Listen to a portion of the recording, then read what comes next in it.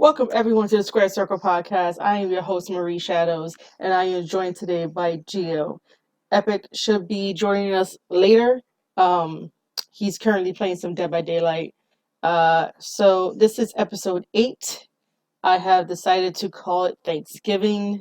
I was going to probably call it originally Fake Fans, only because one of my favorites. Uh, rappers, Tom McDonald, put out a song called Fake Fans, and it spoke tremendous volumes, and it is completely correct in everything that he was saying in that song. And that kind of pertains to wrestling Twitter, because all wrestling Twitter does is negative, negative, negative, negative, and no one could be wrong. Well, in their eyes, they think that everybody is wrong.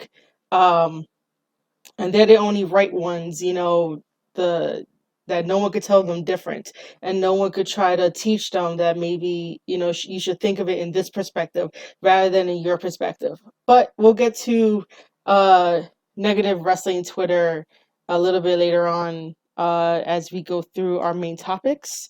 It might be controversial, I don't know, but we'll see how it goes. And all we need is feedback from people, and that's all. So we're gonna begin talking about NXT War Games. Were you able to watch NXT War Games? Yes, I was able to watch NXT War Games. I thoroughly enjoyed NXT War Games. NXT in itself never fails to deliver. NXT always delivers, and stuff like that. So I'm happy that this pay-per-view had to happen. So let's just go right through the matches and stuff like that. We did not give our wrestling predictions for the NXT War Games, or did we? No, we No. didn't. No, we never touched it. Never heard about it. Yeah. We just gave the viruses. Yeah. And just so you know, you're breaking up. You might have to start moving around the room, probably. All right. So the first opening contest of the NXT War Games was the Women's War Games, which is a first time ever in the history of WWE, in the history of NXT, and probably in the history of women's professional wrestling. Just in the amount of how hardcore and intense it is. Excuse me. So the first team, we have Rhea Ripley, who is the team captain. You have Dakota Kai joining her. You have Candice LeRae joining her, and then Tegan Knox joining her. Tegan Knox is finally back after so long of nursing a knee injury. I do not know if it was a double knee injury, but I know it was a knee injury.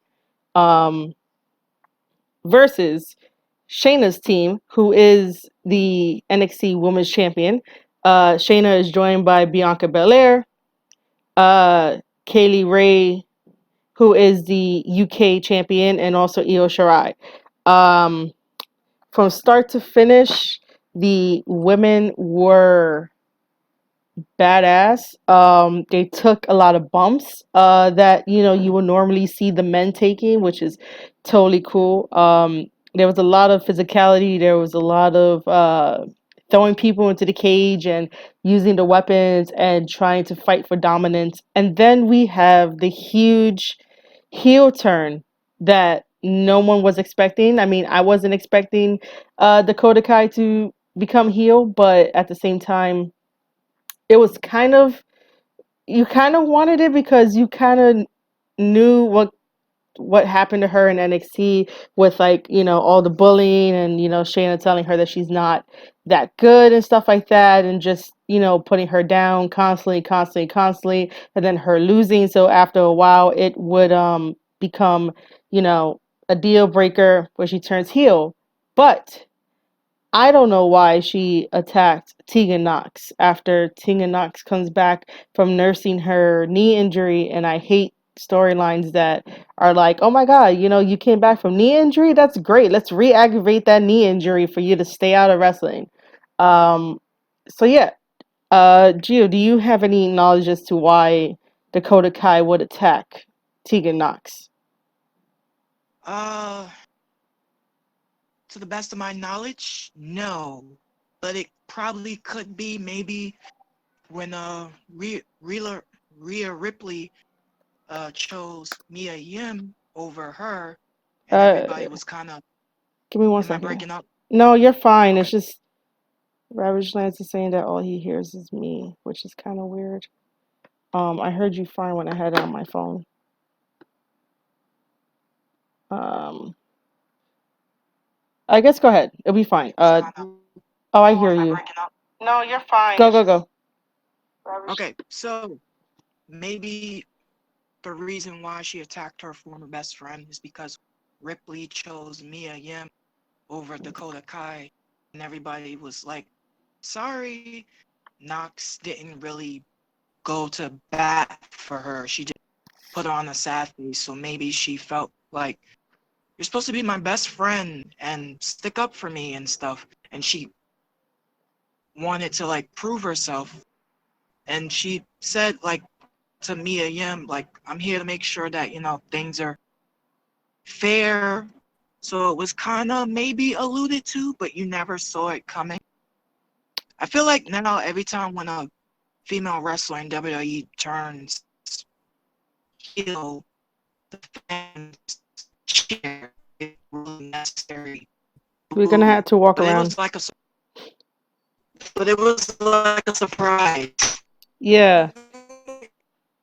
The only question I didn't hear the question. is that process to take that spot? I don't know. Maybe we'll have.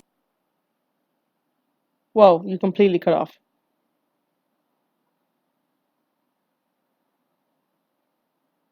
You completely cut off.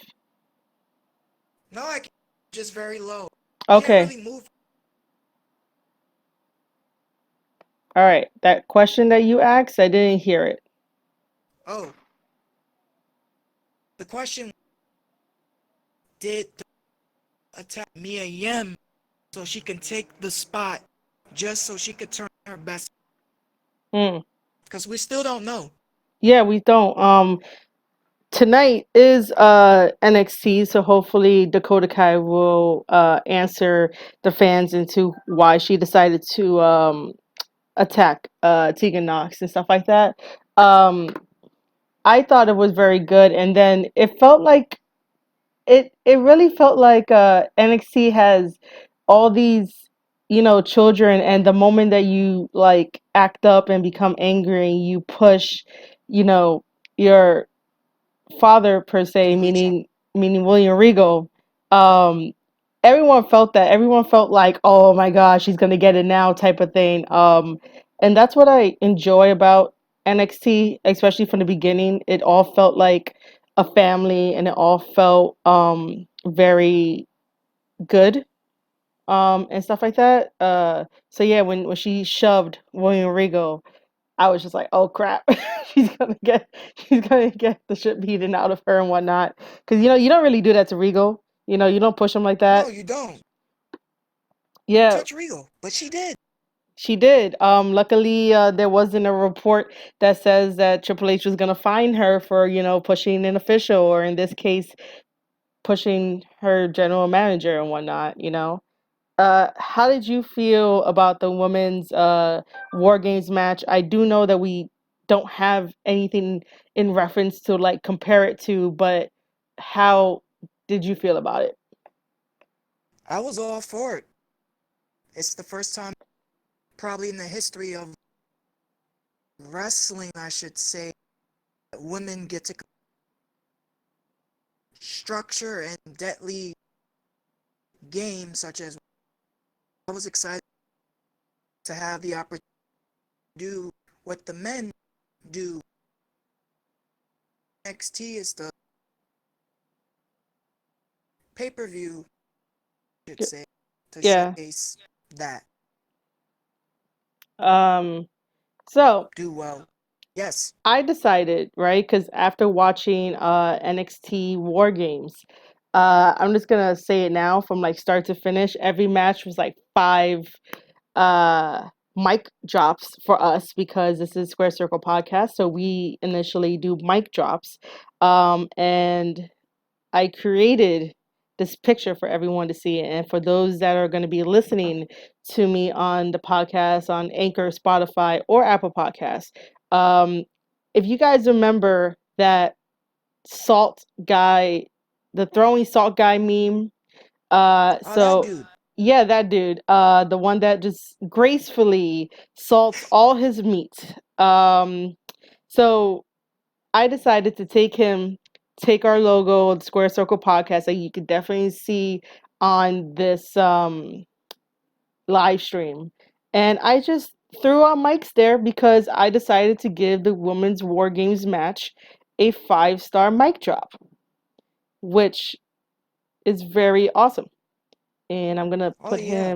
I'm gonna put him right here and then just size him down, and then you guys should be able to see it on the yeah, you guys will be Thanks, able to Dan. see it soon.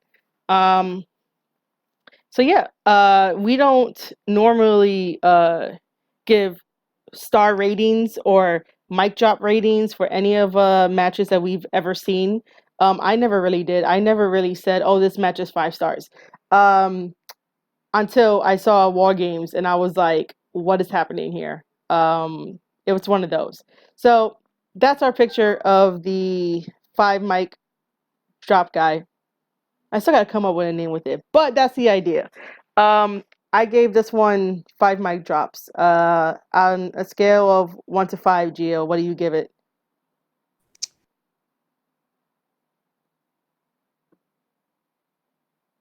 Gio? Oh, five. Okay. um, let's move on to the second match of the night for the NXT War Games, which was Damian Priest, who is known as Punishment Martinez on the Indies and also in Ring of Honor, um, versus Killian Dane and Pete Dunne. So I had originally watched Survivor Series first on Sunday and then was able to catch up on War Games after. So now I understand, the outcome of this match. But oh my God, all three of these guys, they're all different in like weight classes, in their athletic ability, their arsenal and stuff like that. You have Damian Priest, who looks like a very, very young Undertaker when he first started in the business. And then you have Killian Day. We all know how athletic he is for being a big guy. And then you have Pete Dunne, the bruiserweight, who goes around breaking people's fingers. And I never He want that to. likes What happened? he likes to break fingers. He does. And I never want my fingers to be broken. Never. That's why I will always give him a fist bump. He can't go at my hands. I fist bump all it is. Um from start to Afraid he's finish. Hmm? What happened? You're afraid he's gonna break your hand. You shake it? Yeah, dude, like he's gonna grab it and freaking break my fingers. Like that traumatizes me when I see it on television. It's just like, no, I don't want to shake your hand. I just want to give you a fist bump. That's all I want to do. So uh what was I gonna say? That from start to finish, it was a roller coaster of emotions, a roller coaster of spots, a roller coaster of just pure, genuine fighting for the number one contender spot to face Adam Cole for his NXT championship. Um, Again, I am going to leave my 5 mics guy there because this was a 5-star match. It had everything. Sometimes I just think that there was some spacing issues because Killian Dane kept dropping either his body weight and or Pete Dunne's, and then both of their body weights on top of Damian Priest on like his head. So Damian Priest kept like his head kept getting hurt. But either way, I gave it 5 mics. And then our winner for this match happens to be Pete Dunne. That is why Survivor Series he fought Adam Cole, and we're gonna get there. No spoilers for that. What do you think about this match overall, Gio? Oh man, three guys fighting contender for NXT Championship at Survivor Series. First time ever the NXT Championship being. So I like it. I wasn't sure who might win. I thought it Killian Dane, since he returned to NXT, he's destructive path. I thought it could Priest, and then Dunn probably was obvious choice. Oh, yeah, I didn't think of it that way. I went into this match with no expectations. Because once again, I have not been following WWE like that, but I did not think of it that way where it was like Pete Dunne could have been the obvious choice. And I think you mentioned something that caught my interest, which I didn't hear you fully. Did you just say that since Killian Dane is back, does that mean that Sanity is back? No, Sanity, unfortunately, I was saying I thought Oh, Killian probably might I, have had since I got it. return. He's been on War. Yeah, which is Unfortunately, yeah, that's Sanity was unfortunate. short-lived. Yeah. Sad as All right. so So much. I was gonna be happy that they came back, but yeah, it was unfortunate that they couldn't come back. Um, I don't know why. Uh I have no like knowledge as to why they broke up in the first place. I don't know where Eric Young is at, and I don't know where uh the other guy is at, the Wolf guy. Oh, other guy, he's in UK. Oh, Walter, oh wait, what? what you? What's his name? The one that was with Sanity, the one that like we all call him like Wolf or whatever it is. Yes, I think he is UK on Walter Stable. Oh, Eric Young, I believe he got drafted. I don't see oh, fortunate, and it's the guys. you might have to walk around a bit. You're breaking up. Eric Young, I believe, is on Raw. Oh, uh, okay. As you guys know, like I said, I'm leaving up the five mics guy. Gio, on a scale of 1 to 5, what do you rate this match? Ah, I'm gonna give it 4. A 4? Okay. I do have a picture for 4 mics as well.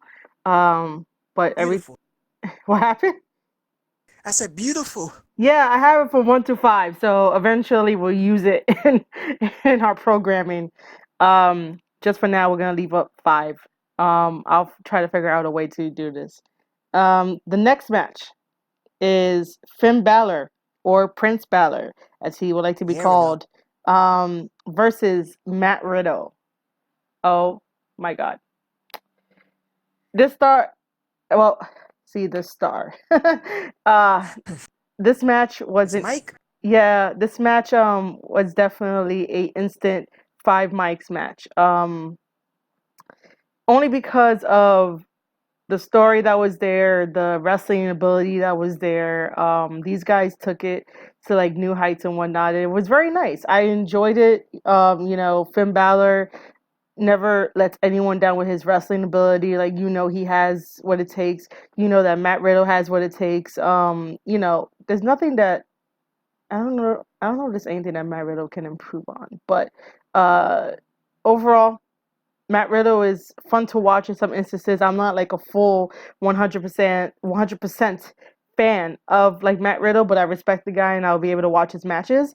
I do have some dream matches, but that would have to be talked about when we get to Survivor Series. As far as the Finn Balor versus Matt Riddle goes, I'm happy that Finn got the pin. Only because if Balor did not get the pin, it would have not made sense at all, and it would not have set right. This was Balor's victory to let people know that yeah, he's serious about coming back to NXT. He's serious about putting NXT back on the map, and becoming NXT champion probably once again down the line. Your thoughts on the match, Gio? Happy for Prince Balor. It wouldn't have made sense if he would have lost to Matt Riddle at all. Mm-hmm. What's the back? You're breaking up again. I am walking Okay. as I'm talking. Uh, You might want to stay in one place and see what happens. okay.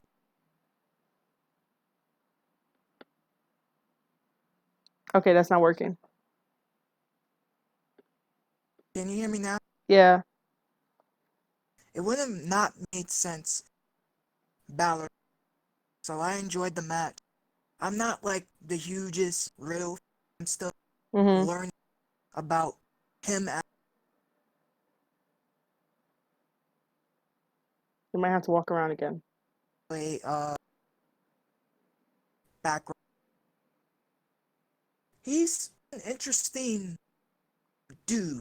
Interesting dude. You mean? Still, Are you talking about Matt Riddle? yes, Matt Riddle. Okay. Um, He's just like chill. he's a surfer dude. That's what he is. He's That exp- he's a surfer dude.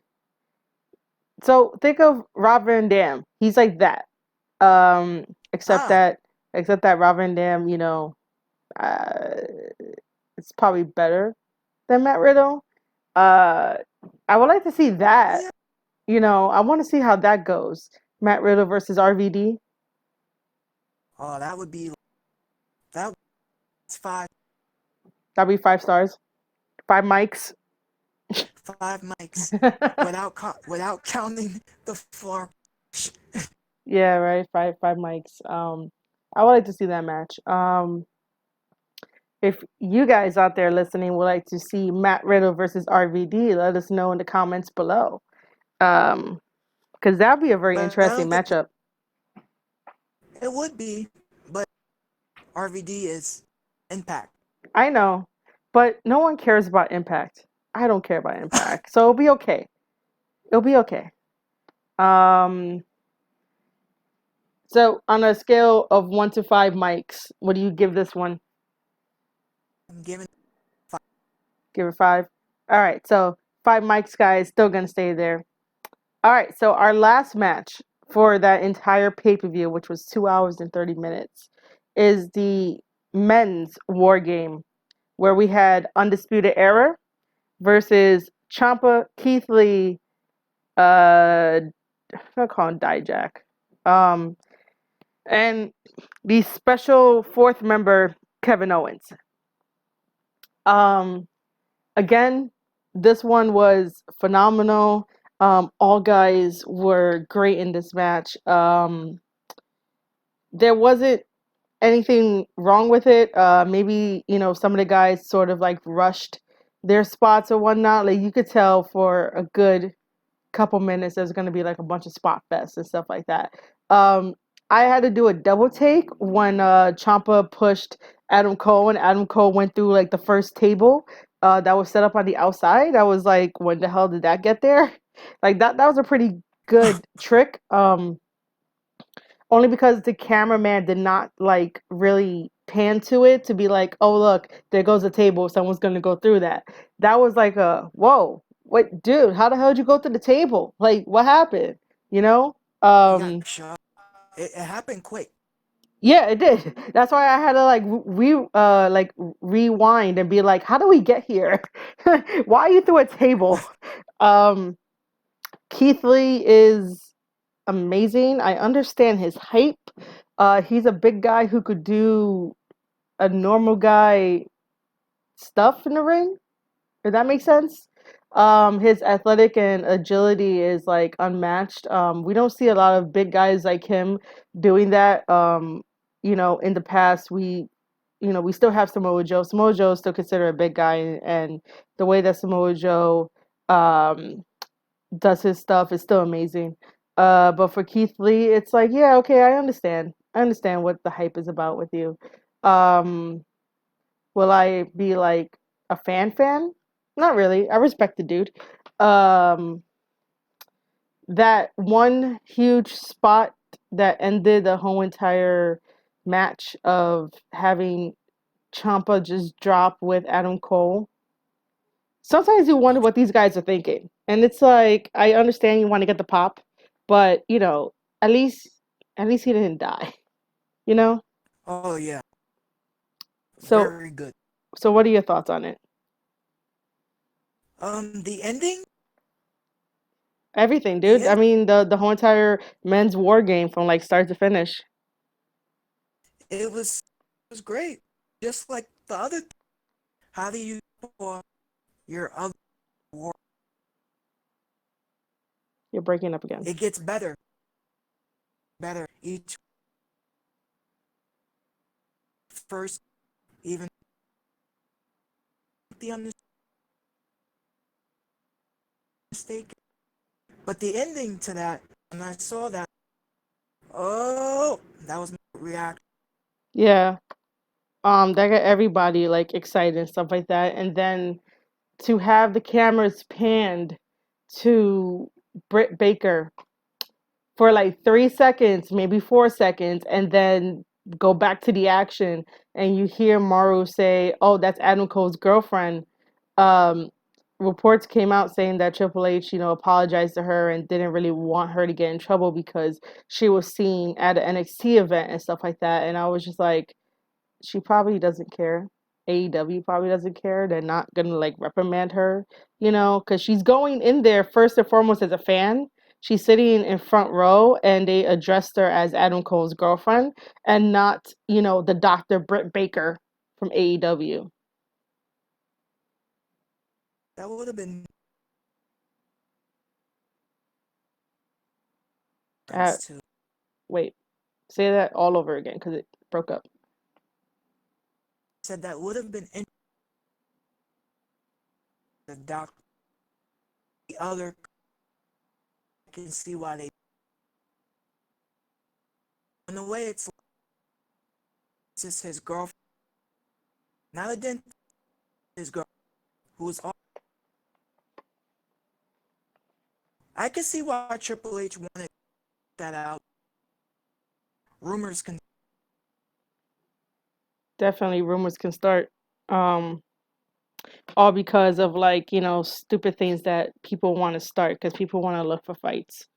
Um, so I am still gonna leave my five mics guy up because the whole entire pay-per-view from start to finish was all five mics, and I've never done that. I've never like cited and be like, this whole entire pay-per-view is very good and solid. Like it was a solid pay-per-view. Um, so Gia, what do you give this match? No, we don't have. Just give it a Give it a what? 5 stars. Okay. 5. So then, in general, for the whole entire pay-per-view of NXT War Games, what rating would you give it?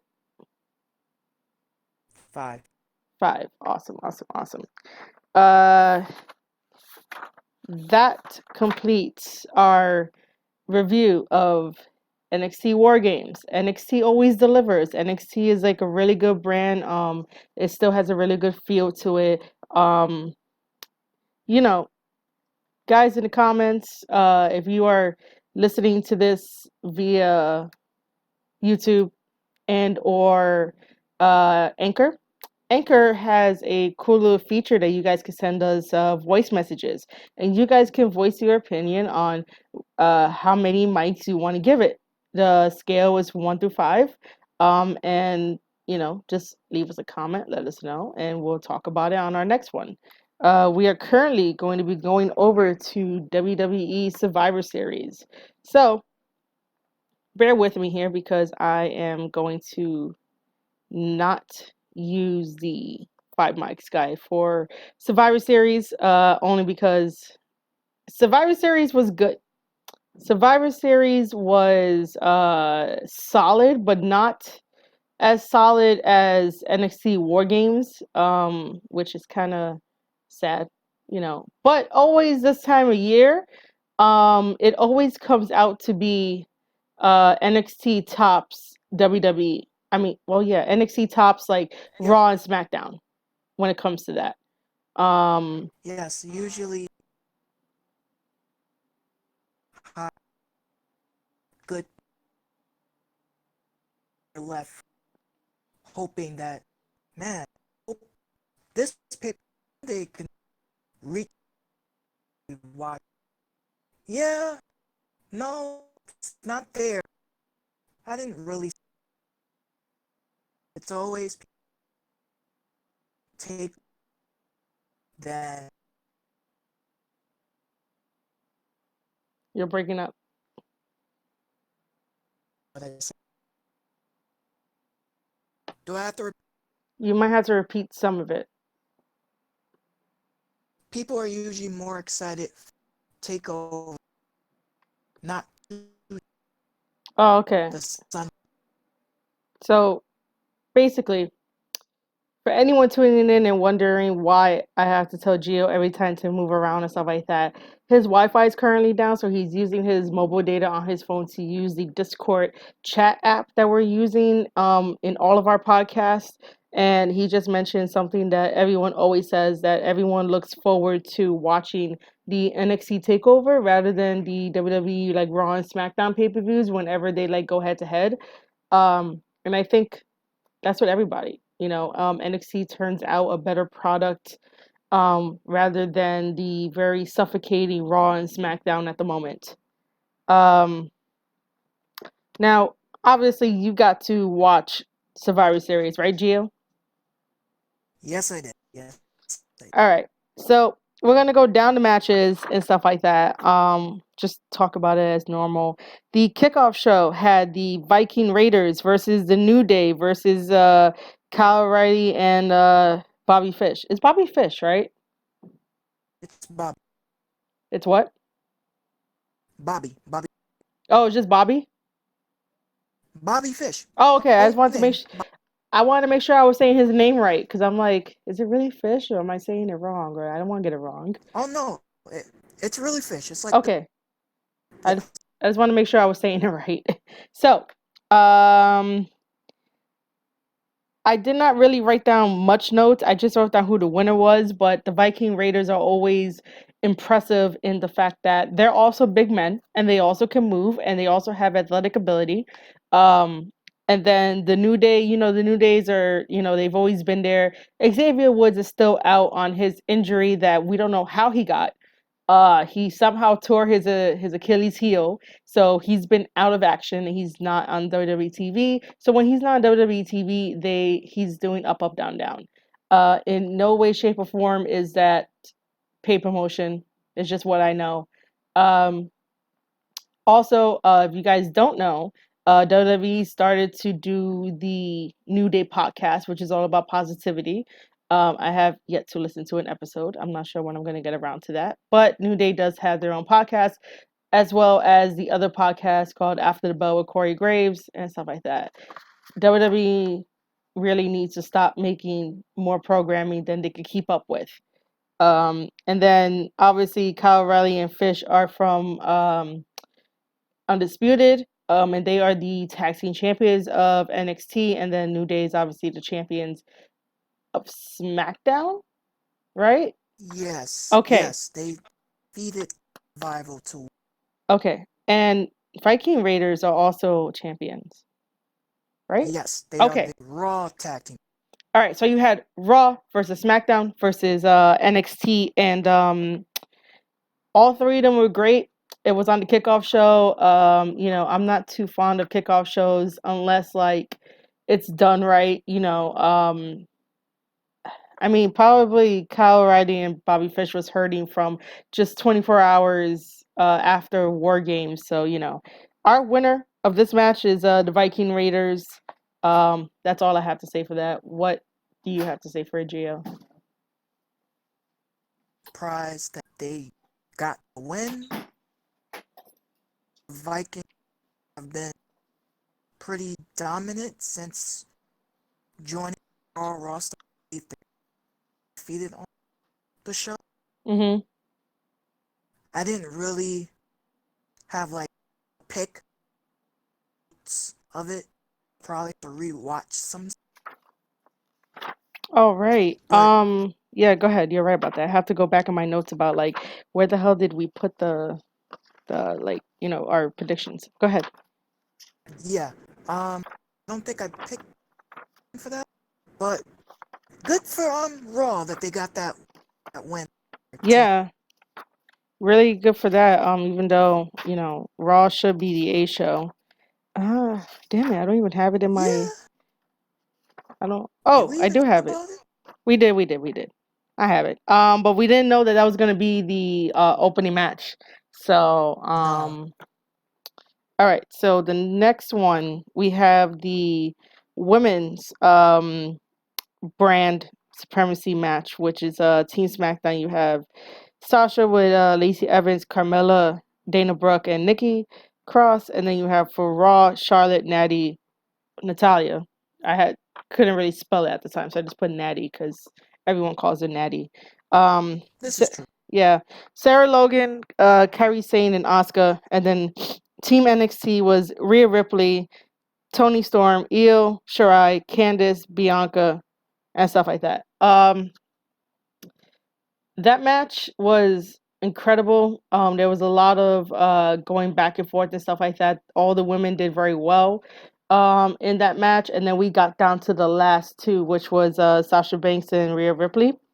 Um, Yes. Sasha has a complete character change, like a complete character overhaul since coming back to WWE after her little hiatus, and I think it has served her well in the fact that now you can get behind her with like certain things and whatnot. People are able to have another good look at her, and she could have another good run depending on whatever it is. But in any reality setting, she's too small to defeat Rhea Ripley. Rhea Ripley like towers over her, has more muscle mass than her and stuff like that. So having Rhea Ripley win for the NXT brand was good.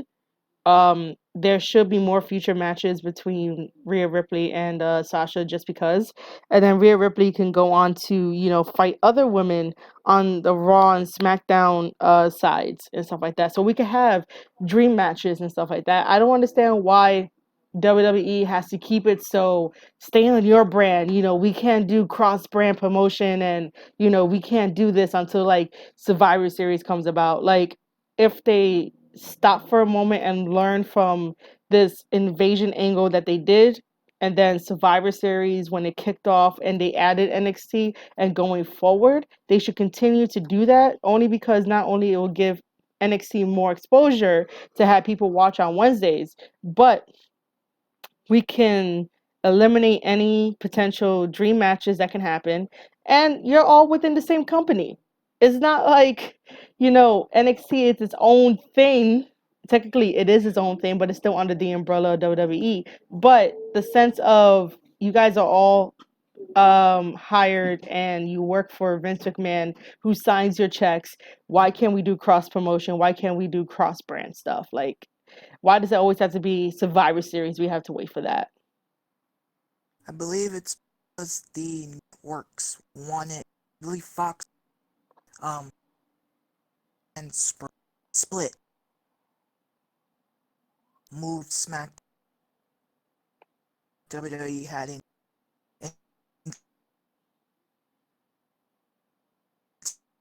You're breaking up again. I don't think WWE had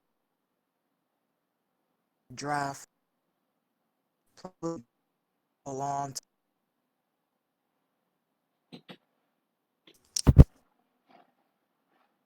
Hello? Yes, sorry about. Hello? Yeah. Okay. I don't think WWE had of doing split until I think it's Fox SmackDown to be separate, Raw. But I'm happy NXT is on USA, which I'm calling NXT a third. A third I what? don't see brand. Okay, It's yeah. like I don't see it as development. Even though when they sign talent, they go to a good chunk. But I don't see it as the development. As a I see it developmental. as, yeah, I don't see it as that. Not when you're on US. So going to USA just makes it, that much different. Yes, to the tapings that they would have to do and watch. I haven't sat down to watch like NXT on the USA network to see if it feels excuse me, to see if it feels Mhm. any different, only because of you know, I'm so used to watching it on the network, and I was happy that it was on the network. Like they get to do what they've always wanted to do. They could always be edgy. They could always be as dark and gritty as it is. Like once you go to USA, you have to change a little bit. You have to go according to the guidelines, and you have to abide by their rules. You could have some leeway depending on it, you know, and then there's other chances of getting fined, and if you have the money, obviously you'll pay it because, you know, WWE has money like that. But I think, I mean, it hasn't hurt NXT yet. Because if anyone is keeping up with the rating wars, right now it's sort of like not really neck to neck, but they're hanging in there, as they're hanging in there with their competition of AEW. So I mean, it probably wasn't a bad move to put it on the USA Network. I was just a little scared for them because I don't want to see a good product like NXT get so commercialized, so TV TVized. I made that up. Uh, you know, I don't want It to see works. that. You know, I really don't. I want to see NXT be NXT. This is why people gravitated towards NXT. And then when you go to your first ever NXT takeover, like I went, it was amazing. It really was. It Oh yeah. felt like you were part of an underground type of thing where, you know, you knew what was going on, you understood these wrestlers, and then when you watch Raw and SmackDown, you're like, why can the stories be as good as they are on NXT? You know, like why do we have to deal with this? And that's because through the years, Raw and SmackDown are televised shows that have to follow policy. And I didn't want that for NXT because that could have made or break NXT. Luckily, it has not broken NXT. It has only made them a little more hungrier. And you could tell in this whole NXT War Games and then NXT on Survivor Series. NXT was definitely booked like super, super strong for Survivor Series. Um, yeah, I did mention the winner for that match. But moving on, after Rhea Ripley versus Sasha Banks, that gave NXT a 2 lead. Raw is 1, SmackDown is 1. The next match is, oh wait, let's go back to our thing. So we both said, Gio and I both said that Team NXT was gonna win. So that's one for us. Yay. Um, the next match was Shinsuke with Sammy coming out versus Roderick Strong and AJ Styles. Oh my god. This match was really solid. All three guys know each other. I don't know if Shinsuke ever fought Roderick, and I don't think they have. But if you guys think they have, please make sure to let us know in the comments and or leave a voice message via Anchor. Um, I do know for a fact that Roderick Strong has faced AJ Styles. AJ Styles has faced Shinsuke Nakamura. That was his last match in New Japan Pro Wrestling, and then he comes over to WWE and has a WWE career. All three of these guys are super talented, super great. Roderick Strong with his knife edge chops and his, you know, and his thing called the Messiah, the backbreaker, and stuff like that are really, really, really good. Um, Other than that, our winner for that match is Roderick Strong, which gives NXT a really huge boost in having 3 wins. Raw still has 1. SmackDown still has 1. What is your take on this triple threat match, Gio? I enjoyed it. I don't think I really just. I just wanted to see how it was all gonna. But all three. Yeah. And just so that people know, for our predictions, we were both neutral, only because we know how great each of these guys are, and we've seen them in some capacity, whether it'll be live or, you know, on TV or, you know, via internet or something, or highlights. So we managed to keep it neutral. Um, the next match is the Pete Dunne versus Adam Cole for the NXT Championship match. This, I am going to put back up the picture of getting the 5 mics being dropped only because this was a 5-star match. Anything that involves like Pete Dunne, wrestling guys that understand how to go hold for hold, move for move, and stuff like that. This was it. And then this is only 24 hours after um, Adam Cole does the War Games. And give me a second. I gotta move my mic guy over so that way you guys can see it. So I thoroughly enjoyed the match. I was on the edge of my seat. I loved it from start to finish. Adam Cole is a trooper. Pete Dunne is definitely, he's always going to be like a future champion in like whatever he does. So Gio, what did you think of the match? I enjoyed it. On a scale I of, walk away oh, what? thinking their champion done, but Adam fine and retain. Big night, especially because first time that championship's being on Survivor. Yeah, definitely. That's true. Um, I don't know. Well, OBS just reconnected. Awesome. So that is right. Because NXT is there at a Survivor Series, which is a first time ever, the NXT Championship belt got defended at Survivor Series, so that makes it even more like historically great. And this is why I love this match and having these two guys fight and stuff like that. I did have a question. Do you think that in the future they should change the name of the NXT belt? So we always say it's the NXT Championship rather than the NXT World Heavyweight Championship. Do you think that they should change it to the NXT World Heavyweight Championship?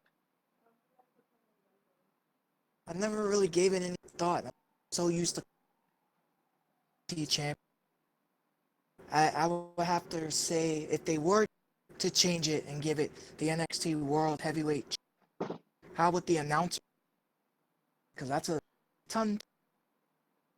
Well, I mean, any good announcer will work around it and like say it and stuff like that. So, I don't see I the mean, announcer having a hard time. probably not.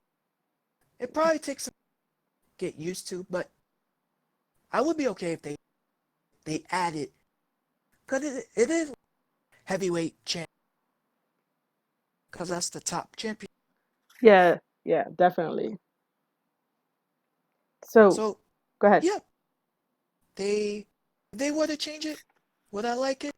I would have no. It wouldn't really bother me. Yeah, probably wouldn't either.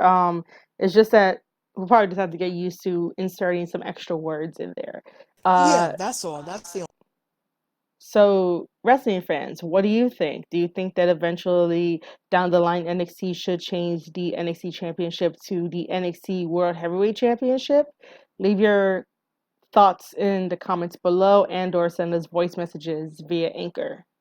Um, so after that match, it is the Daniel Bryan versus The Fiend championship match. Ah, Um, what can I say? the First, Phoenix they need human. to get rid of the red light. They need to get rid of We're that. still They really need to get rid of that. What else can I say about this match? This match is kind of weird in the fact that they still have not brought about a character to face the Fiend, so that way it can make sense. You have an entity versus an entity. This would not have uh fly back in the day if you just created Undertaker and you didn't create Kane, or you just created Undertaker and Mankind wasn't invented, even though Mankind was still a human, but like he was a crazy dude, so it kind of worked.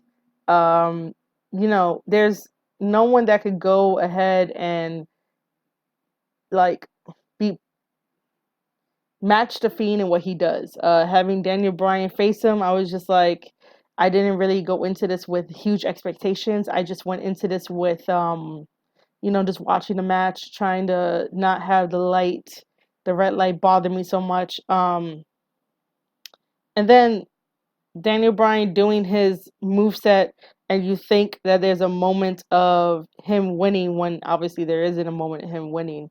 I don't know, it felt off. It felt like ever since they gave the Fiend the belt, and they gave the Fiend the belt the wrong way, it's just been downhill.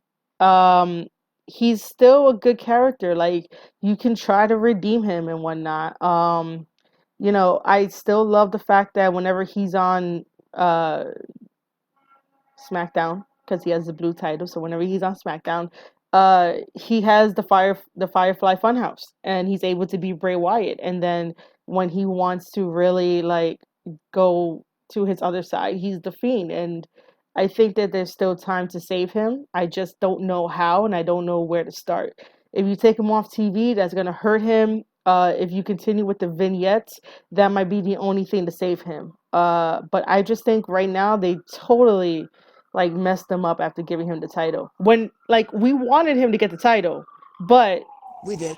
he should have gotten it the right way, or they should have just pushed and pushed and pushed, right? And then when they finally created another character to go against this entity called the Fiend, then have that match. And then eventually somehow put a title in there. It doesn't have to be like the biggest title there is. It could be something small maybe.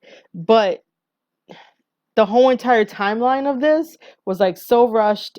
It damaged the Fiend. Daniel Bryan doesn't get damaged at all. Daniel Bryan is just a bystander of like circumstance because they had to get a match out. They had to have a match, which they really didn't, because where does Daniel Bryan go from here? Obviously, if you guys saw Survivor Series, you know that Daniel Bryan didn't win. The Fiend won. So what does that do? What does that mean? When Undertaker, he took souls. And you knew that he took souls to the underworld and he was the gatekeeper. So that means that every time that Undertaker fought, you felt some type of way. You were like, oh crap, this guy's not going to survive. His soul is going to get taken. So what does that translate to the Fiend? Every time the Fiend wins, what happens to these people? Like, maybe he should start doing little tiny dolls of like all the victims that he takes, and they're all characters on the Firefly Funhouse, just because they don't have anything substantial for us to gravitate towards Bray Wyatt again. Does that make sense? It makes sense. Cool. You're saying since they championship crown jewel, it leaves big hole. Okay, who do we have? You totally broke up. I do not know what you're saying. Darn it! Yeah, I To know, do it man. over. I said since Bray Wyatt, the Fiend has won the WWE Championship. It's who do you have to face the Fiend for that championship? No one. Really. So we're just gonna randomly find. Well, the Fiend is gonna find some Bray's path and attack Bray Wyatt. Fiend are two different individuals. Well, the Fiend is not even a human. The Fiend is a thing. And how do I know it's a thing? Michael Cole pointed it out. That's funny how you just the say damn it. thing got up. I know. Michael Cole pointed it out. He was like the damn, and that was a light bulb. Yes, it is not human. It is a thing. Because every time someone attacks the Fiend rises up. And yes, everyone big on the red lights. But when I think of Old School King in his first early run with the mask, and you had that bit going. So it will take something supernatural to face the Fiend. Who do you throw to face the Fiend? Give him Kane. If he's not too busy, give him Kane, because the Fiend attack Kane after he saved Seth Rollins. You Uh-huh. gotta fill in the gaps. Who better to take on the Fiend than Kane? Kane is demon, the devil's favorite demon. So why not throw up Kane and have a match? You know, maybe I don't know, match. Let's see if the Thing can survive that. Survives. Hey, I'm just throwing out suggestions. I It would mean, work. I I totally think. I totally like it. I'm just chuckling at the fact that we're gonna call him the Thing just because Michael Cole was like, I don't know what this thing is. No, It's well, just funny. he I his get his it. exact word. Yeah, like the damn thing got up. I was like, you're right. It's not human. It's a thing. Thank you, Michael. Because every time they don't know what they don't know. I think I don't know if it was Corey Graves that said it. It probably was Corey Graves. He said you don't. I think he said you experience the. So it's like an experience. What Hmm. kind of experience do you experience with the feet? And I know you're thinking, what the heck is the experience? I don't know. Ask Daniel Bryan. Yeah, Ask right. Seth Rollins. Yeah. But Ask Jerry Lawler. yeah, but we're supposed to feel the experience when these guys tell the story in the ring of how it is and like how it feels, through like their expressions on their face, the attacks that they do and stuff like that, the desperation because they're like, all right, this guy doesn't want to stay down. Like, what is he? Like, is he a monster? Is he an entity? Is he a thing? Is he the mythical legends of that we always tell our children the stuff that goes bump in the night, like we don't really know yet. But those That's wrestlers are odd. supposed to like make us feel that, and if you can't make us feel that, then you kind of failed at your job in a way. And then Do you what? have you seen the Fiend's eye? Have I seen what? The Fiend's eye. If you look, well, I know the red light. You're probably not big on it, but if you glance at the eyes, what do you see? Oh, I kind of see a monster, an entity in a way. Like it's definitely not human. I know that. But even with the red light, I could still like see his eyes and stuff. But he looks like a straight up like horror character, like that was made to like fucking mess with you psychologically. He's a psychological killer in a way. Um, There we that's go. that's That why he'll be great for Dead by Daylight. Which I had tweeted that out. Like we need the Fiend in Dead by Daylight. I will play it, even though I'm a noob and I know this podcast is all about wrestling, but I play games too. So I am a noob at Dead by Daylight. I would love the Fiend being at Dead by Daylight, and I had wanted to backtrack a little bit to say, hey Kane, if you ever listen to this podcast, your number one fan Gio wants to get back into the ring and teach the Fiend a lesson because you might be the only yes, savior of the you might be the only savior for WWE to save the Fiend. yes. All it takes is the pyro. Since we have pyro again, Yeah, we got give Pyro. me that pyro. I can see Kane do his pyro thing. Yep, I'm sold. All right, just don't call it a ring of fire like you did the last Oh yeah, dude. Wyatt. I don't think they're gonna do that. I really don't think so. Um. So yeah, Inferno match, please. yeah, like an My Inferno money. match, not a Ring of Fire. Yeah, Definitely Inferno. not. So that's everything that I would have to cover for like Bray Wyatt and Daniel Bryan. You know, we're gonna move on to the next I will one. say, What? but I will say that the Fiend did get booed. I heard something. I didn't think twice about it. Like I don't know. Hello. Yeah, I'm here. I'm Oh, still okay. here. I thought you were gonna say something after I said that. I heard something, but I didn't think twice about it. I think it was so Oh small yeah, that I didn't I, think twice about it. probably, but they got the Fiend to be booed. The Fiend is not a hero. The Fiend is some no. The Fiend is something that you should be afraid of Yeah, because definitely. he's like the Fire Fun House. Sometimes I'm wondering, all right, when is the Fiend gonna transform and Hmm. just come out the TV and grab me? Not that I don't want that to happen, but if they do that, you've done a great job. This That's is free. this is not the ring, okay? It's not the ring. In the No, I'm ring that not talking happens. about the ring. I'm just Yeah, saying but the movie The Ring that happens, man, where the girl comes out the TV and like grabs your ass. When WWE's not doing that. I mean, they already create this horror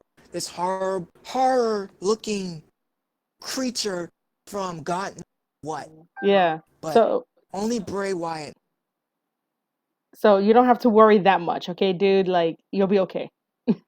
No, I'm You'll be just okay. saying it would be cool. It'd be cool if it comes out.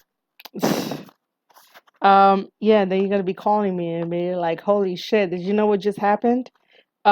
Anyway, so our pick for this, we both picked the Fiend because it makes total sense for that to happen. If Daniel Bryan won, like where would it have gone? I don't know. It probably would have been more matches, more weird story, more antagonizing by the Miz. So I don't know. Um, Other than that, let's continue on to the next match, which is another brand match. You have Team Raw, which had Drew McIntyre, Seth Rollins, Kevin Owens, Randy Orton, and Ricochet. Team SmackDown was Roman Reigns. Roman Reigns with Chad Gable. We're not calling him Shorty G. I don't even Corbin. know who that is. Yeah, Braun and Mustafa Ali. And then NXT had Matt Riddle, Keith Lee, Walter. Which, yes, Jericho is right. Walter is a stupid name. Ciampa and Damian Priest. Yeah, Damian Priest was in the match. From start to finish, this match was heavy hitting. You have a lot of big names, you have a lot of big guys in there and stuff like that. The chemistry between Chad Gable and Matt Riddle was phenomenal. I want to see that, and I know earlier in this podcast I had talked about like dream matches that I want to see Matt Riddle have. I want to see Matt Riddle have a dream match with Chad Gable. That would be great. It was amazing, and I am a huge fan of technical wrestling. I do like, my spots, and I do like my high flying, and I do like my stories and stuff like that. But sometimes when you have an old fashioned chain wrestling match, there's more story in that than just the spots that you see when you watch other matches. But I am a huge fan of technical wrestling, and that was like super great. The other thing that I wanted to say that was very, very big for this match was that you had Matt Riddle eliminating Randy Orton. I did not see that. I did not see that coming either. That was great. It got a shock out of me, and that's what professional wrestling is supposed to do. It's supposed to have your feelings, become ignited, but don't turn into an idiot. Um, you want these feelings to come about and be like, oh my god, that was amazing. We all know that like Matt Riddle doesn't have as many years as Randy Orton does under his belt when it comes to working with WWE. So to have a young guy come in, roll you up and get to 1, 2, 3 and have you eliminated, oh man, there goes my second dream match. I do want to see some type of story between Matt Riddle and Randy Orton. um However it plays out, I'm not entirely sure. I haven't thought that far, like how it could play out. But just because Matt Riddle got the pin on Randy Orton, I was just excited to see how that storyline would go and how that would end up, because Randy Orton has fought almost everybody, but the one place he hasn't conquered is NXT. Um, so it would be kind of cool if he just invades NXT and fights Matt Riddle and fights the rest of the guys on NXT, because I know he could still go. Randy Orton, doesn't have that many. Well, he doesn't have any huge injuries, so he really could still go if he wanted to. So in the future, someone book it, Vince book it, or Triple H book it. Matt Riddle versus Chad Gable, and then Matt Riddle versus Randy Orton. Um, I will be the one to say that I do not care about Walter at all. I don't find the hype with Walter. I really don't. Um, Walter is Walter. He's just there. I'm just like, okay, great, it's Walter. People are probably gonna like give me some heat for that, but I honestly can't see anything with this guy. Like sometimes when it comes to certain European wrestlers, it's just that they don't have character for me to get behind them. There's a bunch of other ones that I will get behind because I understand them. I Walter is just there. He's just a guy that's there. That's for He's a me. giant. He's a What? giant dude. He is. He's a giant dude who's very stoic, who has no emotion or feeling and stuff like that. You know, he hits people, but like, what other wrestler doesn't hit people? You know, what, like, if you are a professional wrestler, you should be able to be different from all the rest of the other professional wrestlers. You know, like, you should be able to stand out. I should be like, oh my God, there goes Walter. Like, you haven't seen anyone like him because he does this, this, and this, and this. I can't tell you what he does. I can't tell you what he does other than slapping somebody, you know, being a European wrestler who does technical moves. But then again, I don't know if he does. He should be able to do technical moves. It's just that all I know, if I were to be explaining someone to Walter, is that he hits people, and that's not much. That's really not much. It's not like if you tell me, you know, explain Kevin Owens to you, and Kevin Owens is a badass. He's originally Kevin Steen, and he is a phenomenal wrestler. He made his name in Ring of Honor, and he does a lot of athletic moves for a guy his size. He could do a cannonball. He could get you in a package power driver. He can, you know, have the whole crowd chanting, you know, please don't die, when he does really crazy moves with his buddy Sami Zayn, who was also El Generico. You know, if you tell me to... Mexico. What happened? What happened? He's not in Mexico? No, he's not in Mexico. He's somewhere in Canada. Oh, he's in Canada now. Okay. Yeah, somewhere in Canada. If you tell me about, you know, tell me about Ricochet. Ricochet is the... Oh my God, I really hope I don't get heat for this. Oh boy. He is the flippy guy. Flippy um, guy? he is the flippy guy because both him and uh Will Ospreay have like a similar moveset, and whenever they get in the ring, they kind of do a lot of ballet moves. Like, if you really want to break this down, that's what it is.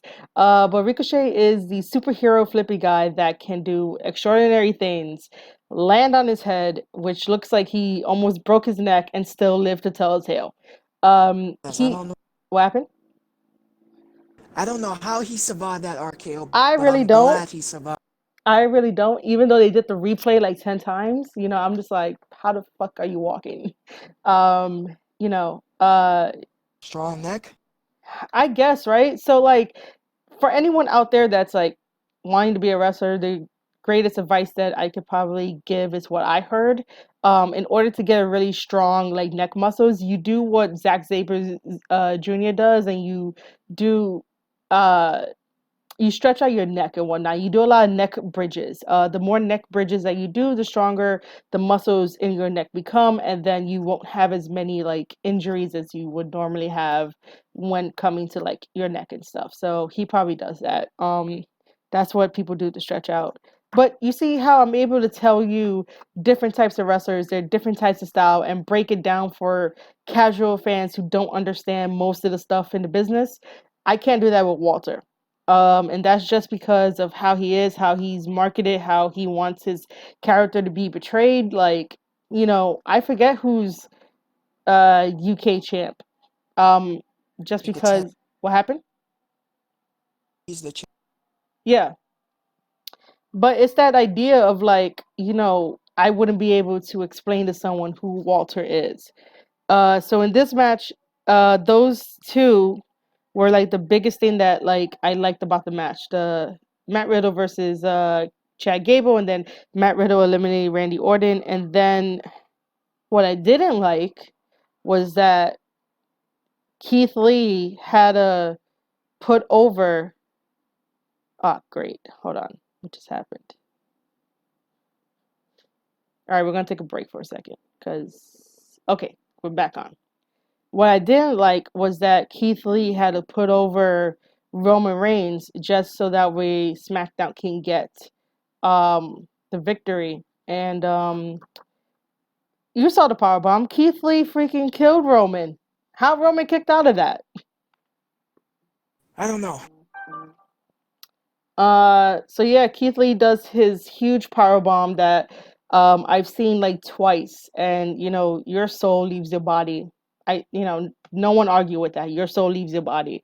So yeah, I just didn't like the fact that Roman Reigns had to go over just to get a win for SmackDown. I thought that was very stupid. But then again, if Keith Lee would have won, it would have been NXT 4 at the time, so automatically you knew that NXT was winning anyway at that point if Keith Lee would have got the win. But just how it happened, I didn't like that. It's just like, dude, you freaking died. Like your soul came out of your body. Like, stay down. He took a, I believe they call power the spirit bomb. Yeah, that's what people on Twitter I think are doing, but yeah. No, I think that's what WWE, that's what it was Seriously? announced. Yes, the spirit bomb. Oh god. I am not making this. You can check later. Oh my But god. yes, they called it Dragon Ball Z Spirit Bomb. Oh my god. All right, what do you have to say about this match? Keith Lee stood out. Mhm. I thought Keith Lee was win NXT, but I can honestly see why they did full and you'll be like, well, we know NXT is winning. Mhm. Yeah, definitely. That's I yeah. guess so SmackDown needed the win. Maybe some, but I don't know. It was a good match. I think more Keith, but I enjoyed the match. I thought Corbin would be the one get the or something. Oh my god, that dude, man. That dude. I didn't even talk Corbin, about Corbin, but like uh Corbin. Corbin is doing a good job, as much as I hate to admit it. He's doing a good job being this stupid heel that they tell him to do. But he's doing a good job with it because he's getting fans upset and fans are just like, dude, get out of here, go somewhere else. Um, he's doing his job. And that's what people yes, have to remember when it comes to professional wrestling. These guys are doing their job. Um, for this we're not match, what? like we're not supposed to. Wait, I didn't hear you. We're not That's how supposed to what? we're not supposed to like they. That's that's like a weird thing. We cheer for the heel, boo the good guy. Oh, I think it goes towards how they're booked and the situations, because like let's say that you have the heel and you're booking him to do like all heel stuff and he's getting the right reaction, but then the moment that like you bring in like a baby face or whatever, depending on the circumstances, it can change because people can change, and then all of a sudden you're like cheering the the bad guy when you're not really supposed to. But it's weird Yeah, how it works in this business. It really is. Um, now people have like now the people. It's harder to cheer. It's harder to boo a heel. It's harder to boo the bad guy. it's harder to boo the bad guy because everyone on Twitter wants to be like, "Oh my God, that's so wrong. I'm offended. You shouldn't be doing that." And it's like, it's a wrestler, dude. Like, let the wrestler do what the wrestler gotta do. You're there to enjoy it. Don't like take it personal because it has nothing to do with you. Nobody knows who you are personally, so don't take it personal. Um, we had said that Team NXT was going to go over because we didn't know who the team was going to be. And then we find out that Team SmackDown won, so that's one. Take it from us. The next match is the Rey Mysterio versus Brock Lesnar match. This match, this match, man. It lasted It did. It long lasted since. long. We could start with that. Do you want to start off on this match? Um, sure. Rey Mysterio cut the promo. How facing Brock changed him this time. Hopes to avenge his son because that's what it really boils down to. Mm-hmm. Let Pipe or Pipe Q. And then from the shadows, he hopes that his son is watching. And from the shadows, his son was doing more than just watching. He got involved. And I have to say, he did a nice frog. That low blow that he gave Brock, I think he did it better. And there was like a big small, big moment where I thought, but then I was kind of confused because I thought, is Dominic gonna Hmm. because he did the frog splash, and I thought, oh, his son's gonna be champion. And then they both, I really thought that was, but no, even with frog splashes and double 6-1, Brock powers out, and what happens to Ray? F5. Yeah. Which was unfortunate. They gave us a moment of hope, that maybe Rey Mysterio captured the championship belt, with help from his son. That would have been like an interesting turn, if he had won it, because then, maybe we could have father versus son and stuff like that and see how well that goes over. Even though people will probably be screaming like, no, that shouldn't happen. That's so stupid. But it'll be kind of interesting to see, only because it's like Dominic could be like, oh, well, Dad, I kind of helped you win the championship belt when you fought Brock Lesnar, so I'm always going to be like underneath your shadow, and then he needs to step out. I would be up for it. I don't know if anyone else would be up for it. Also, in a way, prove myself and carry on the legacy, given that. Yeah, that's true. So that Um, could, but not a lot of people. Not a lot of We people would, what? we would, Oh, would we enjoy don't want that. it. Yeah, a lot of people won't, We but will. I don't care. I think that there'll be something special there if it's done right. So both Gio and I were neutral because we did not know what was going to happen and stuff like that. Um, and then after that, we get to the main event of the pay-per-view, which is Bailey versus Becky versus Shayna. This match, from start to finish, was good. The one mess up was that Becky didn't give Bailey enough room to basically do her move, so it got fucked up. And it's like, Becky, you should know better. Like, you should have took like a step or maybe a half a step, just so that way if you knew the spot, like, it would have been okay. Um, Other than that, it wasn't spectacular in a way. I don't know. I do just want to talk about the ending of like Shayna gets Shayna gets Bailey to tap out. So obviously Shayna wins, the whole Survivor Series. NXT is on top of the world. NXT is like just totally went over. NXT was booked strong. And then Becky decides to beat up Shayna and, poses on top of the thing and act like she won. Raw was defeated. Like, take your ball and go home. There was no reason for her to attack Shayna, not to like defend Shayna, because Shayna could like totally defend herself. But in the event of like Survivor Series, you lost, you didn't get pinned, go home, regroup, come back Monday night and issue a challenge and be like, Shayna, you can never beat me because you never pinned me. You never had me tap. You had to go after Bailey, who's second rate, in order to get that done. What does that say about you and your character and you being a champion of NXT? You know, uh, Becky could also mention how Triple H chose the wrong girl. Triple H, you know, doesn't have the man on, NXT side, so he had to go with you, and all you did was, go after second rate, which is SmackDown, try to get Raw to be back to number one, the A show. That's what, should have probably happened.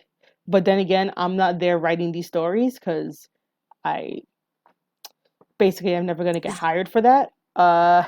Because, they want some experience being on a TV show or whatever. But the idea is that was stupid for her to beat up Shayna, to act like Raw won, and it's like, no, you need some type of reality check. Sooner or later, your gimmick being the man is just gonna run out, and it's not gonna be rememberable, and no, and you're not gonna know what to do with yourself after this whole thing blows over. Totally not. Go ahead, Gio. Okay. A handful. I was very disappointed. Darth tap as prediction out of the two, the three, Becky, Bailey, and Shayna. I was going for the surprise. Bailey putting SmackDown on top, saying how she's not to be overlooked and no one overlook her. Beat the man on Raw and Survivor Series and their champion. I survived Shayna Baszler. Mm-hmm. Uh, I think the post-match attack between Shane leads to a rivalry. Go after Becky. So you're saying that that was the start of like their rivalry because you kind of like broke up in between, so I was only getting bits and pieces of the words. Oh, which part? That After. you were saying that because Becky had attacked Shayna Baszler, that like you think that'll be a potential storyline, like they'll really jump with it. Will they jump with it? I don't know. But I think it leaves the door open. I Yeah, say, don't do it now. You could do it next year. But first, Shayna has to lose her most prized possession, that be. that being the So I feel NXT like, championship. hmm That being the once NXT she, Women's Championship. yes, once she loses that, I believe she will go on to do more damage, a different show. Mm. What's left for her to do NXT? And if she goes, I believe her buddy's with her. Well, yeah, I mean, I don't see the other two horsewomen just staying in NXT and stuff like that. I think that wherever Shayna will go, they will go too. And that makes a powerful unit right there. I think that from now to WrestleMania, we should build this up because, the man always likes to talk a lot. And this is the perfect opportunity to show what both women are made of because, we do need more spotlight on the women. We do need more stories for them, so that they could be like the best and stuff like that. Uh, maybe Shayna should eventually drop the title so that way she is facing Becky. She could say, "Hey, I want to face you for the women's title of Raw." And see how that goes. So that should be a possibility. I think that they should continue with it now. But as far as I know, Becky was not on Raw, right? Um, to my knowledge, no, she was not on Raw. So you see that logic, and I want like my listeners to understand this. Um, if you're gonna have your supposed top female performer, Becky Lynch, who calls herself the man, to beat up Shayna Baszler at the end of Survivor Series and not book her on Raw, that makes her look weak, and that beating meant nothing. You're supposed to have meaning behind almost everything that you do in professional wrestling. If you don't, you're doing it wrong, or just don't do it at all. Becky builds herself as, the man. I do this, I do that. I'm going here, I'm doing that. But where were you on Monday Night Raw? Seth Rollins was there, and Seth Rollins made himself look like a fool, like he always does. But it's just the booking. You're supposed to have strong, consistent booking. If you don't have strong, consistent booking, then maybe you could did a vignette and be like, "Well, Team Raw lost. I might have to reevaluate who I want to work for because I decided to work for the best company in the world." Who's going to give me the best competition in the world? And right now, Raw got their ass handed to by NXT, so why not go down to NXT, stir some trouble and stuff like that, and continue to have your strong booking. If you decide to miss a show, your strong booking sort of means nothing because you always talk about being the best. If you're going to be the best, you have to be there. And if you're not there, then how can you say you're the man? That's just the freaking logic that I don't get for WWE. Like they could have did a vignette or something, a reflection. They could have did it earlier that day because I don't think they had to go to a new city, or maybe I could be wrong. But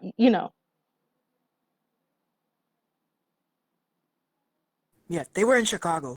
okay. So But I heard that towards that post down, probably off. booing her, Are you talking about or Seth? maybe no, I'm talking about Becky. Oh, So maybe they didn't want have her dealing with boos. They already don't like Seth. You don't want to make it worse if you have your Raw champ. but that's like the nature of the game. That's the nature of the business. I mean, you're gonna get booed regardless because people are gonna have like opinions and stuff like that, and they're gonna like throw it right at you. If you can't be able to defend yourself and explain yourself to the fans of why they shouldn't boo you, then again, you're not doing your job. WWE needs to stop protecting their wrestlers when this could have made bigger storylines. This could have made the man so that way people like me who don't get the hype, who don't want to be on the bandwagon, who don't understand, can try to feel some sympathy for her and be like, okay, now I get it. I get it. I respect her. I can go forward and be like, I understand why Becky is the man. If you don't have that, then, what's the point? You sort of lost a little bit of momentum. Even if she did get booed, she's going to have to learn how to be like The Rock and turn it into a phenomenon and become, the best thing that everyone ever talks about. You never want to like get your ball and go home because you don't want to face the crowd the next day. If that was the case, professional Well, wrestling I'm would not be nothing. What happened? true. I'm not saying that she wanted the ball. The company. You know how it is. Yeah. Professional. Um. I'm pretty sure she wanted to be there, but you can only do so much when higher up says we we don't need you. Set. I mean that's true, but like Becky is their biggest freaking draw. So it's like, why would you tell her to stay home? Um. That Or maybe she that was type of there. thing. Maybe Maybe she she was in the was back. there. Yeah, probably in the Yeah. back. But Maybe she. she probably Yeah. she probably should have had a segment or something, whether it was pre-taped or whatever, just a reflection on what happened, and then, bam, there you go. You start going towards WrestleMania. You start getting that done, and that could have happened. But Or they could have I'm done not it. there. I know. I know. I'm not there. If you were there, you probably. I know you would have like your ideas. Or what they do sometimes they have these interviews in between or after Yeah. posted on the doc. All right. They talk about Oh, go ahead. hmm? Sorry. talk about it. So maybe if they would have had her gave like an interview about her actions, why that could explain found some program to explain why she did it instead of not having on Raw Mhm. And because it hurts the women's division. Yeah, you got the tag team, but you're still trying to build that up, yeah. and you don't really have anyone facing back. It's like scrammer around, but hopefully it'll get explained next week. Hopefully it does. And if it does, it should be from the heart and stuff like that. And it should be like not trying to find herself. She needs to go where the competition is gonna go. If she doesn't do that, then I have no idea. I'm not writing the segment. I don't know what they're gonna write it for. But you're totally right. Like even if she did a small little backstage interview, or on one of their like talk shows, like have her on there, just explain stuff because when you put over the fact that Raw is superior to everybody else, but yet then all you guys did was just get 1 point, that kind of affects what you mentally, especially when you're saying you're the man and you carry the company on your back, even though you're a woman and you're fighting for the women's division to get more spotlight, you still fight for everyone else in the company. And because Raw lost, it was it takes a toll on people, especially because you're like, oh shit, we hyped up Raw lost, what are we gonna do now? The same way that on Monday Night Raw when Seth Rollins addressed everybody, like Seth needs to be off TV. I'm gonna say it every single time. Seth Rollins needs to be off TV for at least 6 months to a year, so that way everybody that's booing him can like stop, and then he can enjoy life, because he's been going so hard, over these years, that he hasn't slowed down to get a vacation. And he needs a vacation. He's getting stale. He's, you know, acting like his Twitter self and just saying shit. And it's like, bro, you need to reevaluate yourself, probably maybe ask for your release and go train in the indies and get a new moveset, because it's kind of stupid to use your babyface comeback moves when everybody knows what you're going to do. Like, come on. Especially people who study you. Like, you can't do that. You have to one up people. You have to make sure that you let the fans know that you're still fresh and viable to be, their hero, their champion. Even though he's not champion, but the idea of being their hero and their champion that they can get behind. Um, I just love Randy Orton. Randy Orton with his little, jerk off motion, which he's totally right. Sometimes, you gotta follow the script, but half the time it's just like, bro, shut up already. Like, it's already done. You're beating a dead horse. And then for Seth Rollins to call out CM Punk. I don't know when we were ever gonna get to this on this podcast, but little backstory, I was once a huge fan of CM Punk. I was a blind follower of CM Punk, and then he decided to do the podcast on his best friend's um, show, like a tell-all thing on Call Cabana's thing. It went completely not the way that it should have went. They all went to court. They all filed stuff. Punk lost the court case. And now we're here. We're here. No, he won the court case.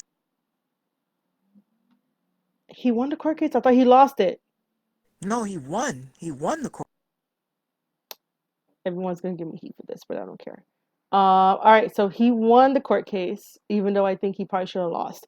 But he did owe Coke Cabana some money, but he never paid him, and then they went to court about that shit. And he's like, bro, stop, like, burning bridges. Like, this guy is super cool. You should know that. Anyway, what happened? I've met Coach. Nice guy. Yeah, he's super cool. Anyway, so now we're here. CM Punk has a Fox deal. He is not under WWE contract, so he's sitting pretty on a bunch of Fox money because he couldn't cut into UFC. So Fox brought him in to be this analyst, and then people turned on him. People are like, "You sold out," and it's like, yo, if you see the check that he gets, you'll sell out too. I'll sell out because I want that money. It's But Fox. it's Fox too, yeah. Even though Fox is like, whatever. Yeah. But Anyway, you have Seth Rollins calling out CM Punk and saying that he's a coward for hiding behind his Los Angeles desk, right? Now, I don't know if he ever saw that tweet that basically Punk even stated that it's hard to catch up on 5+ years of professional wrestling. I did see. Yeah. But I'm just talking about that one line that he said that he hasn't. That basically shows that he hasn't watched wrestling at all. Like, he's not like in tune with it, and that tells me he has not been training. So how does Seth Rollins think that from November to April, when WrestleMania is in New Orleans, that he was gonna have a great match with CM Punk? If this guy has not trained in 5 years, probably more, because he said he was burnt out and that he doesn't like professional wrestling and he walked away from us. Like, what makes him think he's gonna have a good match?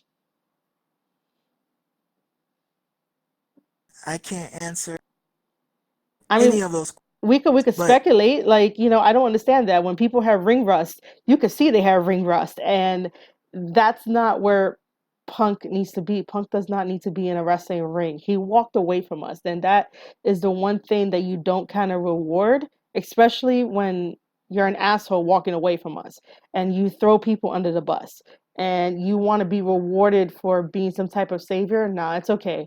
You could stay at Fox and do analyst stuff, but Seth Rollins needs to be off TV so that he doesn't call out CM Punk to try to get CM Punk back in the ring, because it wouldn't make any sense. It wouldn't necessarily draw. if you're buying a ticket to WrestleMania, you're probably buying a ticket to watch someone else. You're not buying a ticket to watch Seth Rollins versus CM Punk.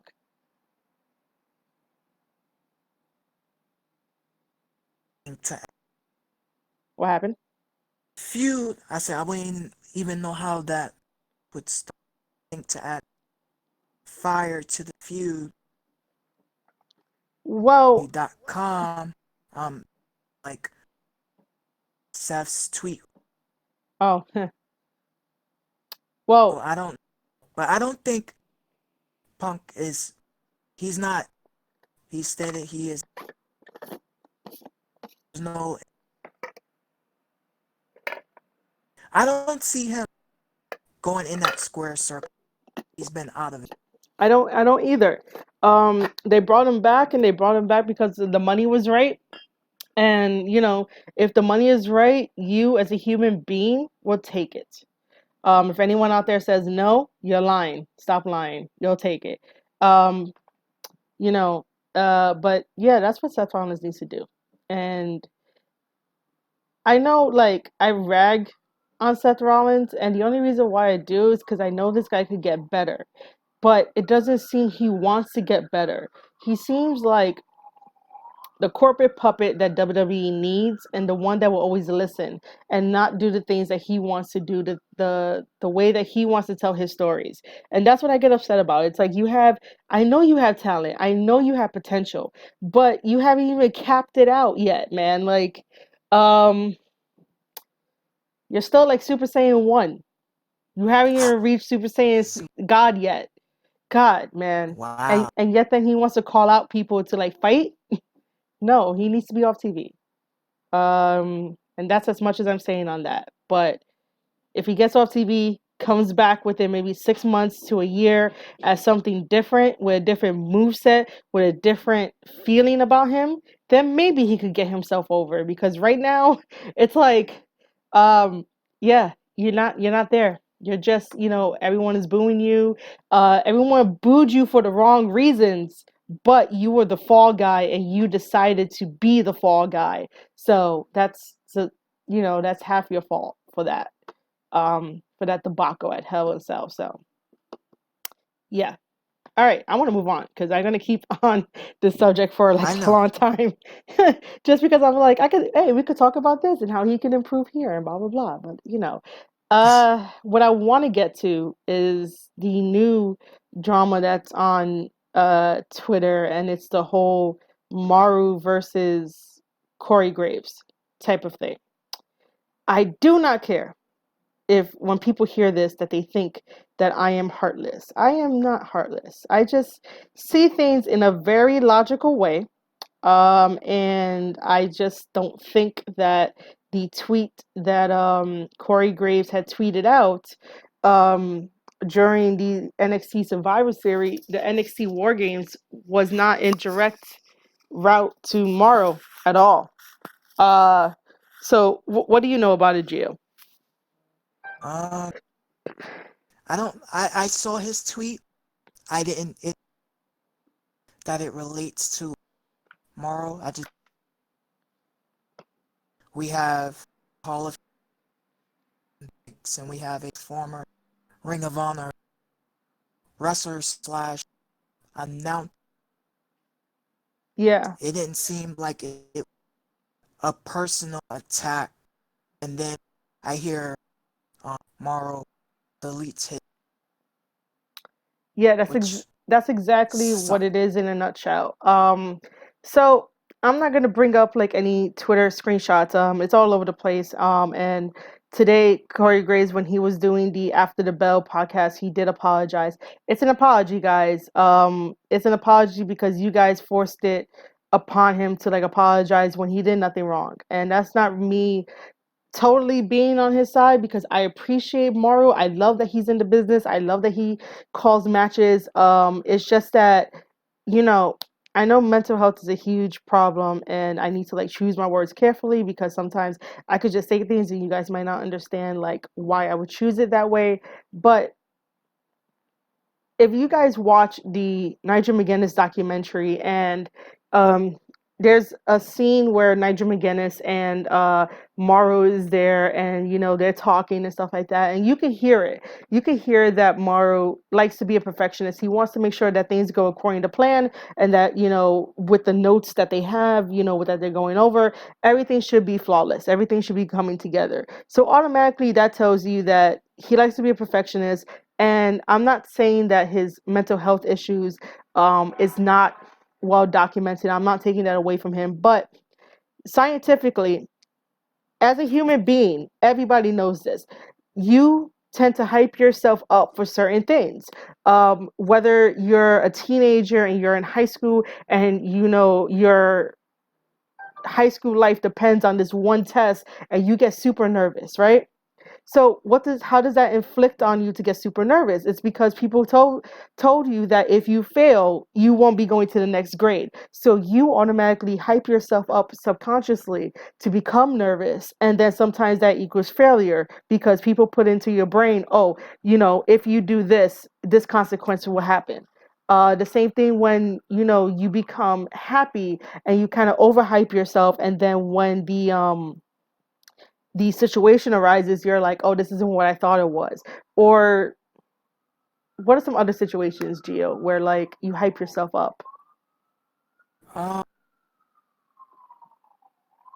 this is gonna be the best trip ever, and then doesn't become the best trip ever. Yeah. So like, when you want to go on a trip with your friends or whatever, and then like, oh my God, we're gonna do all these things in one day, and then all of a sudden all you do is one thing, and then that's it. You don't do anything else. So sometimes the human brain is so complicated and so complex that when you're a perfectionist, you kind of hype yourself up to tell yourself, do not fail, do not fail, do not fail. The moment that you think you're failing, the moment you think everything is a personal attack on you, and nothing was personal in that tweet, he did not even mention him. It was just the second tweet was a simple criticism. The first tweet was letting everybody know out there in wrestling Twitter that Beth Phoenix is a WWE Hall of Famer, and that Nigel McGuinness is a Ring of Honor legend. Sometimes the WWE fans do not do their research. They do not go watch other wrestling promotions, and they have said it before. They've been WWE fans through and through. Therefore, that's why he said it. There was no Mauro indication of like, Mauro, you suck. We all know Mauro doesn't suck. Mauro is the best announcer that WWE has, and I'm thankful for that. However, it cannot be one-sided. It cannot be a witch hunt. We have to stop doing that. We have to stop witch hunting stuff that makes no sense. We have to stop looking for fights on Twitter with these wrestlers and these athletes, because how are we going to grow? How are we going to change this business if all you guys do is, oh my God, that was so mean. That was so offensive. Oh my God, you got to stop tweeting. How about you stop tweeting? How about you get off of Twitter and like go do something positive in life? These guys don't need this. And I don't think that those tweets were the cause of Mauro taking down his Twitter, because you guys have to think about this long term. Corey and Mauro work in the same company. They have worked side by side before. So how does this 1.5 tweets make Mauro delete his Twitter when we know in the past Mauro has episodes? How does this one make it the straw that broke the camel's back for Mauro to delete his Twitter? And then you guys are like, Corey, you should apologize. Corey, that was wrong. Corey, you should have been a man and talked to him behind closed doors. Where in those tweets did he say that Mauro wasn't doing a good job? Yeah, Mauro does sort of like overshadow people and stuff like that. And if you have Beth Phoenix on the table, Beth is new to doing commentary, so she has to be comfortable with it. And you can tell when you hear her, she's not that comfortable with it. So if you have someone who loves this sport, has a huge passion, and kind of like takes the reins over, yeah, it's gonna feel like it's overshadowing a WWE legend who's been a wrestler, who's in the ring, who has a lot more knowledge when it comes to the technical stuff. And then you have Nigel McGuinness being one of the best in the business, and sometimes he gets overshadowed too. So it's like, calm down. It's cool. I know you love the business. I know you love the match right now, but let the other two shine as well. It's supposed to be a team. It's not supposed to be a one-man army like Joey Styles. Joey Styles is the only person that, did it perfect. And then on the flip side, Mauro, for me, whenever I hear him do commentary, he does throw out so many pop culture references that I can't keep up. And sometimes that kind of just distracts you from watching the match and feeling the emotions you're supposed to feel from the wrestlers. You know, he does a phenomenal job. I'm not saying that, you should be picking sides or whatnot. I just think that wrestling Twitter looks for fights because they're bored in their lives and they have nothing better to do than to criticize and overly criticize certain people that they don't agree with. And it's like, guys, grow up a little bit. This is wrestling. Social media is now created, so now feuds can be taken further and beyond on social media than it would have back in the day where there was no social media, and all you had to do was just watch the TV and then be glued to it. Are both sides wrong? No, both sides are not wrong. Corey is not wrong. Mauro is not wrong. Mauro just felt like he wanted to disconnect from social media. Let him disconnect from social media. Don't try to fight his battles. It's not your battle to fight. It's his battle to fight. The only thing you guys could probably do is be there for him and just be like, hey, Mauro, you cool? You good? We want you back. I want him back. So after all that, on Survivor Series, it was announced that via, Michael Cole was telling us that Mauro blew out his voice. Now, everyone is like saying, oh my God, that's not true, whatever, that's bullshit. If you guys really paid attention to NXT War Games, Mauro was losing his voice. You could tell he was losing his voice, so he might have needed a day to rest. Now, today is NXT. They said that, reports said that Mauro did not come in. So, we're not going to see Mauro on the announcer's desk. And, maybe he needed a second day off to heal his throat. Don't jump the gun when you don't know the facts and you don't know what's behind closed doors. Just because Corey Graves says something on Twitter does not mean that everyone can go and try to get his head for it. It's totally wrong. I think that this was stupid. It got blown way out of proportion. But again, when people are bored, they blow things out of proportion. Like, they might blow this out of proportion without trying to understand my logic behind both people and the scientific reason for why sometimes what happens when people overhype themselves, and then, it just feels like you did a really bad job. No one said he did a really bad job. Sometimes he has to pull back the reins so that way Mauro could be like an all-around commentator and stuff like that. Sometimes you have to let the beauty in the match sometimes speak for itself. If you're constantly on it 2,000 miles per hour, it's gonna lose its specialness in the middle of all that. Um, I just think as a wrestling community we should do better. But yeah. Woo. Yes, we're not really kind on social media, especially Twitter. Very negative. It's always negative. Everybody's side. Everybody, everything. Yeah, okay, we rant a little. Mm-hmm. Some are passionate. Some we nitpick how we think. Because we all have our opinions about this. But when it comes and tweets, they don't have expression. They don't have like sarcasm. If you're reading the tweet, you're not gonna someone's joking. You're gonna think, you son of a gun, you just offended me. You don't know because you're reading words. And words that doesn't have any form of jokes or expression. It's made to speculate and guess. Why did this person say this or this? Then it becomes a whole war, and then you wind up trending probably all the wrong reasons, or you said something that you didn't necessarily mean to say without really not thinking about hurting the person feeling. You're just saying whatever you want to say. And sometimes when we say whatever we want to say, Twitter, we don't think about it. We just tweet how we feel. And sometimes that could be a place of anger. Sometimes that could be a place of whatever you're feeling. And Matt Hardy has said it best. The good thing about social media, everyone has a voice. The bad thing about social media, everyone has a voice. Just repeat the first line that you said that Matt Hardy said that the good thing about social media is what? Because it cut that Oh, off. the good thing about social media, Matt Hardy says, everyone has a voice. Oh, I get it. Yeah. And the bad And thing yeah, that everyone has a about, voice. yes. So it's like, yeah, we use our voice. We can use our voice for good, our voice for bad. Mm-hmm. And sometimes we cross hairs with different uh handler or Twitter lead to crazy nonsense. It could be like, oh, well, this, that, and the third. Like, I understand what you're saying, but have your views, my views. We all have our views. But really, all positive.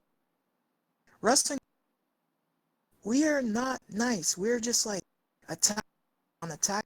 And Yeah. how are we supposed to grow as fans of the business that we love if we're always attacking each other? Yeah, And I how are totally we going get to that. show the wrestlings that we watch for it? And sometimes, yeah, we are critical on the wrestlers' product. How are we going to show them that we're not all like this? They all think, you wrestling fans, Yeah, we definitely. give this possession, to some of these wrestlers, probably read our tweets and like, yeah, I'm just going to leave this alone. You Mm-hmm. guys are. So I guess the message I'm trying to say, can we all support each other? Yeah, I would definitely love it if we all try to support each other. I miss the days where, like, if you had a disagreement with somebody, it didn't mean the end of friendship. It didn't mean that you were an asshole because you decided that you didn't like my opinion on something and we can't be friends. Like, come on. We're all human. We should all be adults. We should all understand that, oh, well, my perspective is not going to be the same thing as yours, Gio, but we're still friends, you know. Yeah. Um, Like I know you don't like the red lights. yeah, I I know, kind of but think I think it kind of reminds me of Old School King. And that's because I love Old School King. Please come back. I'm gonna have to like look that up because I don't remember that he came out with the red lights in the beginning. Like it's during like his entrance. Oh, I might have to look that up. But Mm-hmm. see, like the lights that the Fiend have are so neon. That's what bothers me. Mm, If it wasn't like so neon and so like bright to where I have to squint a little just because my eyes are not used to it, then there's something wrong. But if it was like regular lighting, sure, go ahead, but not neon lighting. That's what I don't like about it. It's the neon lights. so if they change the lighting, mystical fog red light, you'd be okay with. It should be okay, but like don't make it too foggy because then I can't see what happens, and then that's gonna be a funny story to tell on the podcast. But Sure, if they do that, we can we can what? laugh about it. Oh That yeah, they we they could. they probably heard the podcast. They took the idea with the fog. Yeah. Like, oh, Um. So aside from all of that, I did want to talk about Jim Cornette very quickly, even though that's like a whole nother uh, podcast by itself. But I just want to mention that people get upset for the stupidest of reasons. I'm not gonna put Jim Cornette's face up here. I'm just gonna put the NWA's logo up here because I was trying to find a picture of Jim Cornette, and I'm like, this is all fucking scary. It's not really scary. It's mad awkward. I'm like, no, I don't want this guy staring at me, even though he's a cool dude. Now, yeah, I did say that he's a cool dude because back in the day when Ring of Honor was good and when I was in college, this was when I was in BMCC with you. I went to a Ring of Honor show. I This is before like my whole entire me not being shy. Like that time I ah, was I was super shy, dude. It was so bad. It was bad to the point where Ravage had to help me ask the questions because I met someone that like I truly enjoyed in the business. And you guys might, hate me, but I don't really care. Um, so I mean, What? Starstruck. It happened. Yeah, I was starstruck, but I'm just saying the whole thing of fans hating me because people hate on Jim Cornette, but they don't understand the dude. And I'm gonna drop some knowledge for you guys to think about. So back to the story. I had asked him some questions about the wrestling business because I was doing a project in speech class, that had to involve wrestling because obviously I say it every time on this podcast that wrestling is my passion. So he gives me the answers. I give it in. I give my speech, and I get an A in the class. I got an A because of Jim Cornette and what he gave me. I don't know if he's gonna like remember this, if he ever heard this, but if we ever meet, I'll probably tell him this anyway. So what you guys don't want to realize is that, yeah, Cornette says some shit that's like very risque, and he says some shit that like you're like, dude, come on, man, like be better, right? But underneath all the yelling and underneath all the antagonizing and saying that this shouldn't be here, that shouldn't be here, I don't like comedic wrestlers, I don't like short guys like Marco Stunt and stuff like that. Sometimes you have to think about it beyond that. He knows that you guys can do better, and he's pushing you. He's pushing you in his own way because he grew up different. He grew up in a different environment. He grew up in a different era. He didn't grow up in the 90s. He didn't grow up in the 2000s. He didn't definitely grow up in like now. He grew up like really probably 60s. I don't know. I should have done some research. But he's a very old man.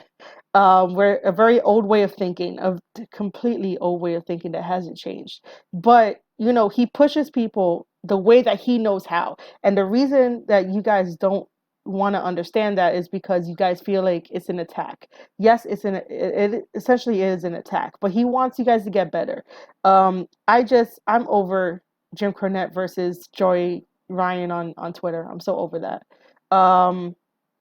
But the reason why I wanted to bring up Jim Cornette is because I really thought that even though he made a stupid ass joke that did not involve like racism in it, only because when we throw the word racism and racist around, it's losing its meaning. I don't know what it means anymore, and don't tell me to read a book. Don't tell me to go back to the history books because I already know. I know about it. And I may not have lived the experience, but I understand by going to school. I went to school. But when we start saying A through Z is all racist stuff, like what exactly is it when we try to bring up this conversation and try to knock it out? Everyone always says we shouldn't think about the past, we should try to get over it, we should try to go beyond racism. But you guys keep pulling it back because if you hear a stupid ass joke that Jim Cornette said that didn't really have any malice to it, didn't have any deep root into it, he just rehashed an 80s joke in 2019. You guys want to jump on him for that and then call it racist. And my one question to everybody, including you, Gio, when did chicken become racist? Oh my gosh. I believe chicken itself is usually stereotyped, mostly among African black, because a joke would be like, well, black folks, you guys love your chicken because, holidays is coming up, Thanksgiving, like that. So, yes, it's like the thing with like chicken, watermelon, and whatnot. So, I'm not meaning to put you on the spot, just so you know. It's just I know. yeah, I just want to have a conversation about it. I think it's mostly because commonly black people, maybe not all, we love the joke is we love our chicken. We like eating our chicken, fried chicken. Maybe some people like baked, but it comes around that. Especially probably from like the southern Oh yeah. down the south, because they like cook like collard greens and Yeah. chicken and things like that. So I believe it comes from that, and I think used in that way. You know, when you go to like restaurant, some you order like chickens and pork fried rice. Yeah. You're breaking up again. Do I have to repeat any? Um, I don't. I mean, I did. What you said about the pork fried rice? Oh, like mostly like if you go to like Chinese restaurants, some will order chicken wings and pork fried rice. Oh, okay. So it's like, yeah, it's mostly like kind of like that. So I'm just probably touch on jokes that were used in the 80s, 60s, 70s. You try to do that in 2018, that will not fly. Everything how the world is. You can't say certain jokes because you're offending someone. And then it's like, if a comedian wants to say something and Oh, they want to use a joke, they can't because someone within that crowd might feel offended. But it's not like the comedian personally attack people in yeah, the crowd trying to say their joke. If you say the joke, you're offending someone. But this was okay back in the days, but because society has evolved and changed, now we have to be careful with how we say things. yeah. It's the world is a very tricky, chaotic. You can't say certain jokes. And it You're shouldn't offending be. someone. Yeah, and it shouldn't be that tricky, and people shouldn't like try to put a stop to like fun stuff, even though like some jokes you're just like, oh my God, that's so stupid. Don't say a joke again. You know, it would have been like that. Um, Now I wanted to put it into perspective because even though you're like completely right that yeah, it kind of does stem from the whole fact of like, you know, I'm gonna use the word group. You know, these people ate it, but um, I love fried chicken. And I'm Puerto Rican Italian. You know, Puerto Ricans, Spanish people love their chicken. So, you know, does it make it racist for them to eat chicken if they're not of the, you know, part of the community? And also, you know, being, if you're from the South and if that's all you had access to, which was like chicken and watermelon and collard greens and all this kind of stuff that you guys made, like why should that be offensive? You should take pride in the food that you eat. You know, it's food for you to survive. If you don't want to survive, then don't eat, you know. That joke was taken out of context for what Jim Cornette said. You know, I didn't hear it because when he said it, it was super, super, super fast. But someone had to write it down on Twitter so that people can read it, and it was really stupid. It was so stupid. It's like, Jim, stop telling jokes, man. I don't know if you could tell a good joke. Just stop telling jokes. That was stupid. But it did not really target anybody to make it seem like it was racist. It was just a stupid joke said at the wrong time because I don't understand how that joke worked in the storytelling of Trevor Murdoch versus Nick Aldis. I don't understand how that worked. That's just like, dude, you should have either tried a different joke or not said anything at all, or I don't remember the guy's name that he used to do commentary with. Or he could have said something to distract it from. But it's just to put into perspective that food, no matter where it comes from, and no matter who eats the most of it, it should not be a racist thing. It should just be a survival thing. People like their fried chicken. People like their tacos. You know, we get tacos from Mexico. That's not racist. We get food But from food. What happened? it's not. But that could be turned. It could be turned into it, but then again, the meaning of racism has lost any type of value to actually use it. So that's why I don't understand. And then people like witch hunt overnight to the fact that they made NWA have Jim Cornette resign because the so-called fans were saying, I'm never going to watch it again. You just lost a viewer. Well, if you have to go out of your way to say you lost a viewer, I'm never watching this again, you were never a fan and you were never going to support NWA the way that NWA should be supported because no one else is backing NWA. NWA don't have big bucks like, the Khans backing AEW or Vince backing WWE or TNA, whoever TNA has now, or, the Sinclair broadcast having Ring of Honor. Like, I don't know who's backing NWA to have them back on here. Like, you can see how their production is. Like, no one is really backing them. So if you're gonna tweet out a million times that, like, if you guys don't do anything about the Jim Cornette situation, that you're never gonna watch, well, you were never a fan. And we don't need you.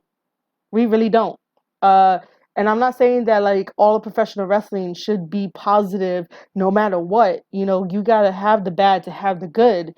But if you're just gonna sit behind your keyboard and not get over something that wasn't even substantial, then you weren't a fan. You just want to complain. You just want to look for a fight. That's what wrestling Twitter does. They all want to look for a fight where like they don't need to.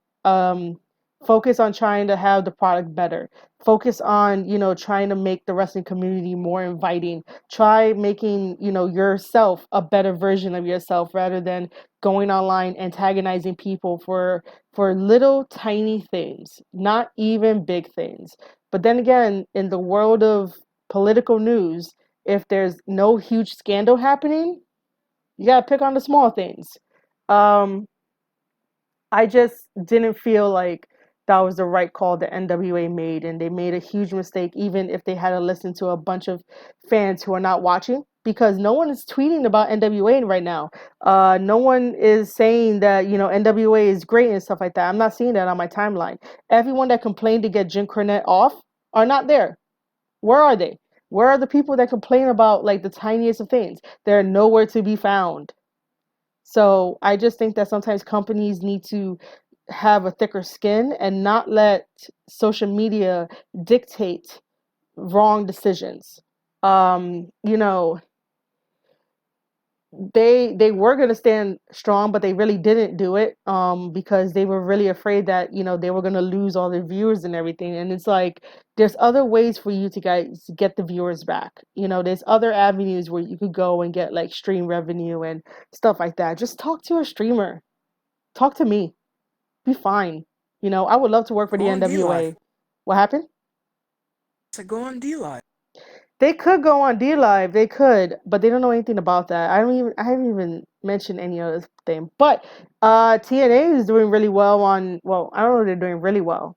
But oh no, wait, are they on Twitch?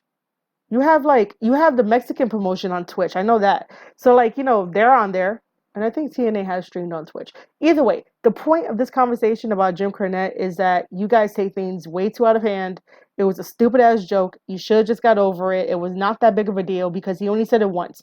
If he alluded to it again in the show, then yeah, it's a problem. But because he said it once, no big deal. Get over it.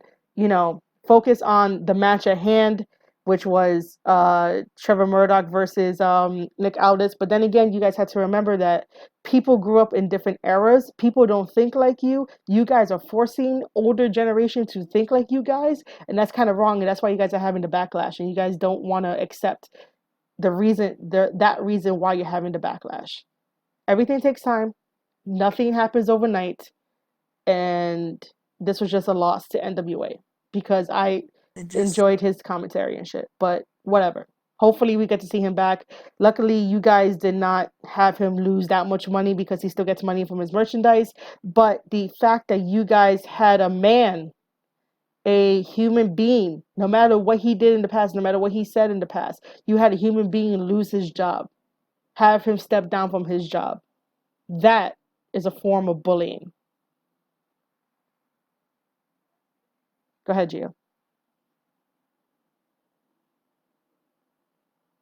I'm Gio? pretty sure he. Oh, Yeah, I'm here. okay.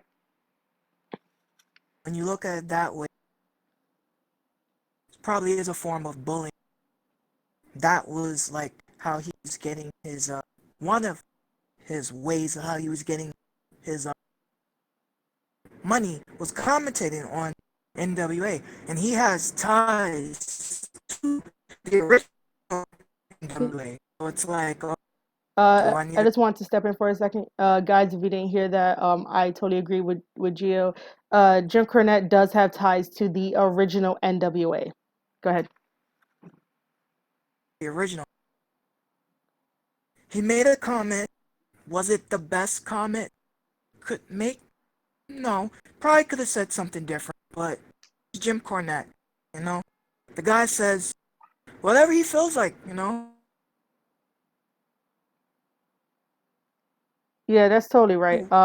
So that's all I wanted to say about that. We're going to quickly wrap up with AEW closing out the podcast here, just because. Um, where, where? Uh, oh, you know what? Let me just take out the photo. It'll be fine. Um, All right, so for the last part of this is AEW Dynamite. This is the November 20th show where they were in Indianapolis. To open the show, it is Nick Jackson versus Ray Phoenix. Ray Phoenix had his singles match not too long ago. Nick Jackson hasn't had a singles match in about 4 years. This match was great. They read each other like it was a script that they read many times, and they all had beautiful moves, and obviously there was a lot of spots, but it's totally cool. Ray Phoenix does the cutter on the floor to Nick Jackson, and then Nick does the Canadian Destroyer onto him, and then Ray Phoenix pulls out that I guess that muscle buster that he turns around and hits it. That's pretty cool. I didn't know that was like his finisher. So I like the fact that we were able to see Ray Phoenix fight on his own rather than always be in the tag team with Pentagon Jr. And the same thing with Nick. I know Nick did like a quick Q&A on Twitter, and I think he said that he may not think of challenging. I mean, he may not think of like ever having a singles run. You know, obviously anytime soon, but I don't think he wants a singles run. Our winner is Ray Phoenix. That was a 20-minute match, and then Phoenix does not want to shake Nick's hand after Nick was like, "Oh, that was a good match." Your thoughts on the match? Enjoyed it. Seeing him square off. My first time seeing Jackson wrestle in singles competition, because I used to tagging up with his brother Matt. Yeah. It was nice to see. Was it Pentagon that? Who did Nick wrestle? What was the question? Who did Nick wrestle? He wrestled Ray Phoenix because Pentagon Oh, was Ray in Phoenix. the Battle Royale. That's right. It was Ray. I think I've seen him wrestle his brother maybe once. I've seen a Oh, single match. This is not in believe LW. the Those what? two square off. Oh, And Major League. oh, and yeah, in MLW. Yeah, I think I've seen those two square off Yeah. once. But I enjoyed the match.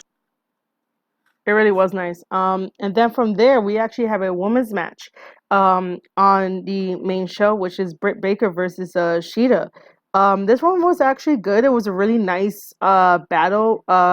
Just remember here, keep in mind, guys, the context that this is the November 20th show. This isn't today's show. So obviously after this, Britt went down to Florida and was at NXT to cheer on her boyfriend Adam Cole. So just keep that in mind.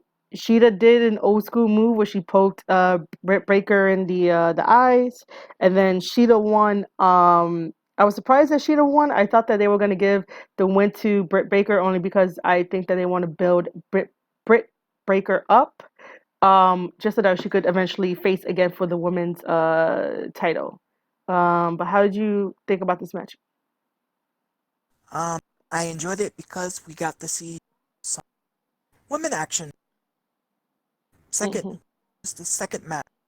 Surprised that Britt lost. I thought that she would win, but I Yeah, think now that she has a loss, it kind of puts her down on the women's ranking. I'm not exactly I think it probably what does. the I'm not exactly how strong the women's is, Hmm. but it might. I guess the more you get your wins and you have losses determined, you fight for that.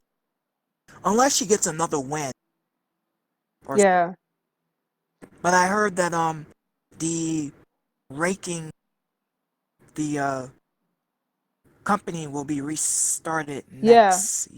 So yeah, in January, that's when all the rankings are gonna be restarted. You guys should definitely follow Twitter. Well, you guys know, you guys do follow Twitter, and whenever they do their Q&A. So aside from that, we have the Dark Order promo.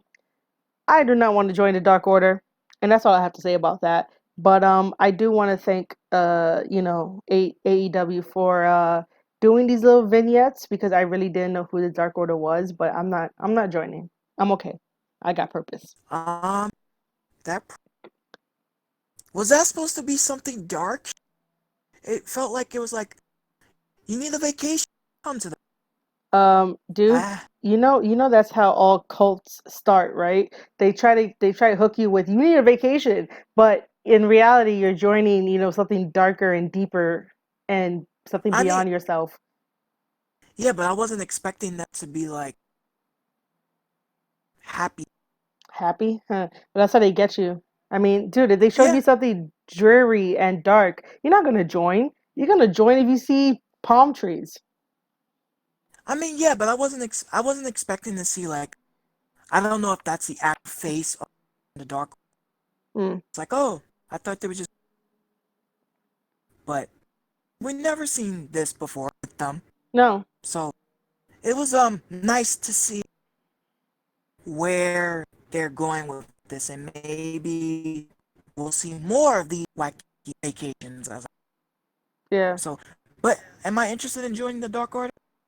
Not really. I'm interested in seeing what you guys do, how the whole, hey, you put this mask on, you'll be one of us.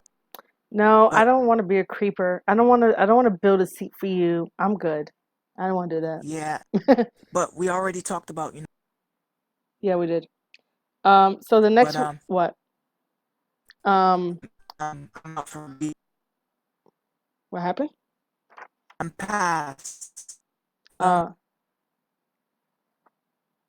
I'm done. okay.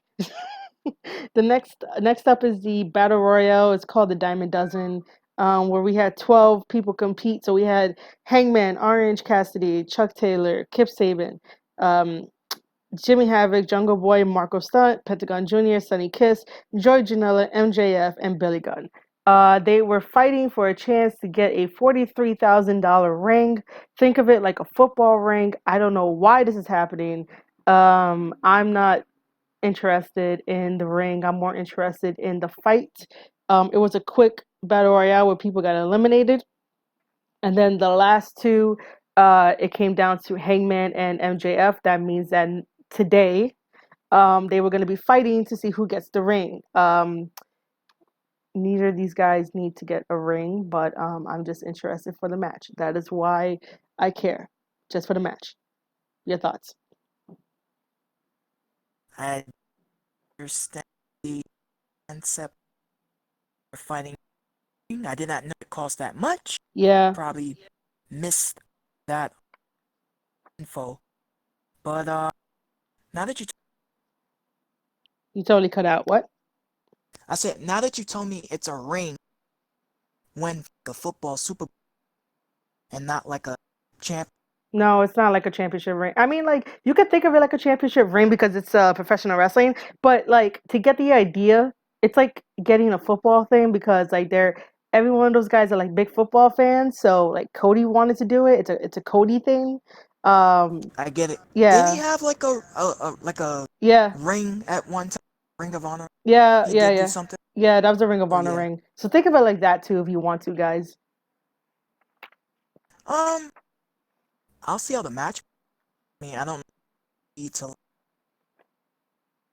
Yeah, feud, definitely. but that was different. Yeah. I'll look forward to the match. But as thoughts of Battle Royal, let me see the match and see how it. Wait, you didn't watch the Battle Royal? No, I did, Oh, but okay, I'm okay. like the whole concept Oh, I mean, new. I wasn't it I wasn't got expecting it. yeah, yeah. I could tell you one thing that like it got rushed. Like it just got thrown together. It was like, yeah, we made this ring and we're gonna have a battle royal for it, and then that was it. It was just like, what? All right, fine, whatever, you know. And that's not me blindly going with whatever AEW does. It's just that I'm here for the matches because I believe in the matches, and they haven't let me down yet when it comes to a match. So whatever gimmick stuff they want to do, I don't care. I'll go with it. I just want to see the match because I could get dream matches hooked up in AEW faster than WWE. So that's why I complain about WWE, and I really don't complain about AEW. But that doesn't mean AEW is always not at fault. You know, there's like tiny little things that they do that are not going to be perfect. But am I going to be Yeah, upset that they have a 43,000 ring given to whoever wins between Hangman and MJF? No, I want to see how MJF works with Hangman Page in the ring because I don't think they fully, fought each other. That's why I am invested in AEW because of the match quality.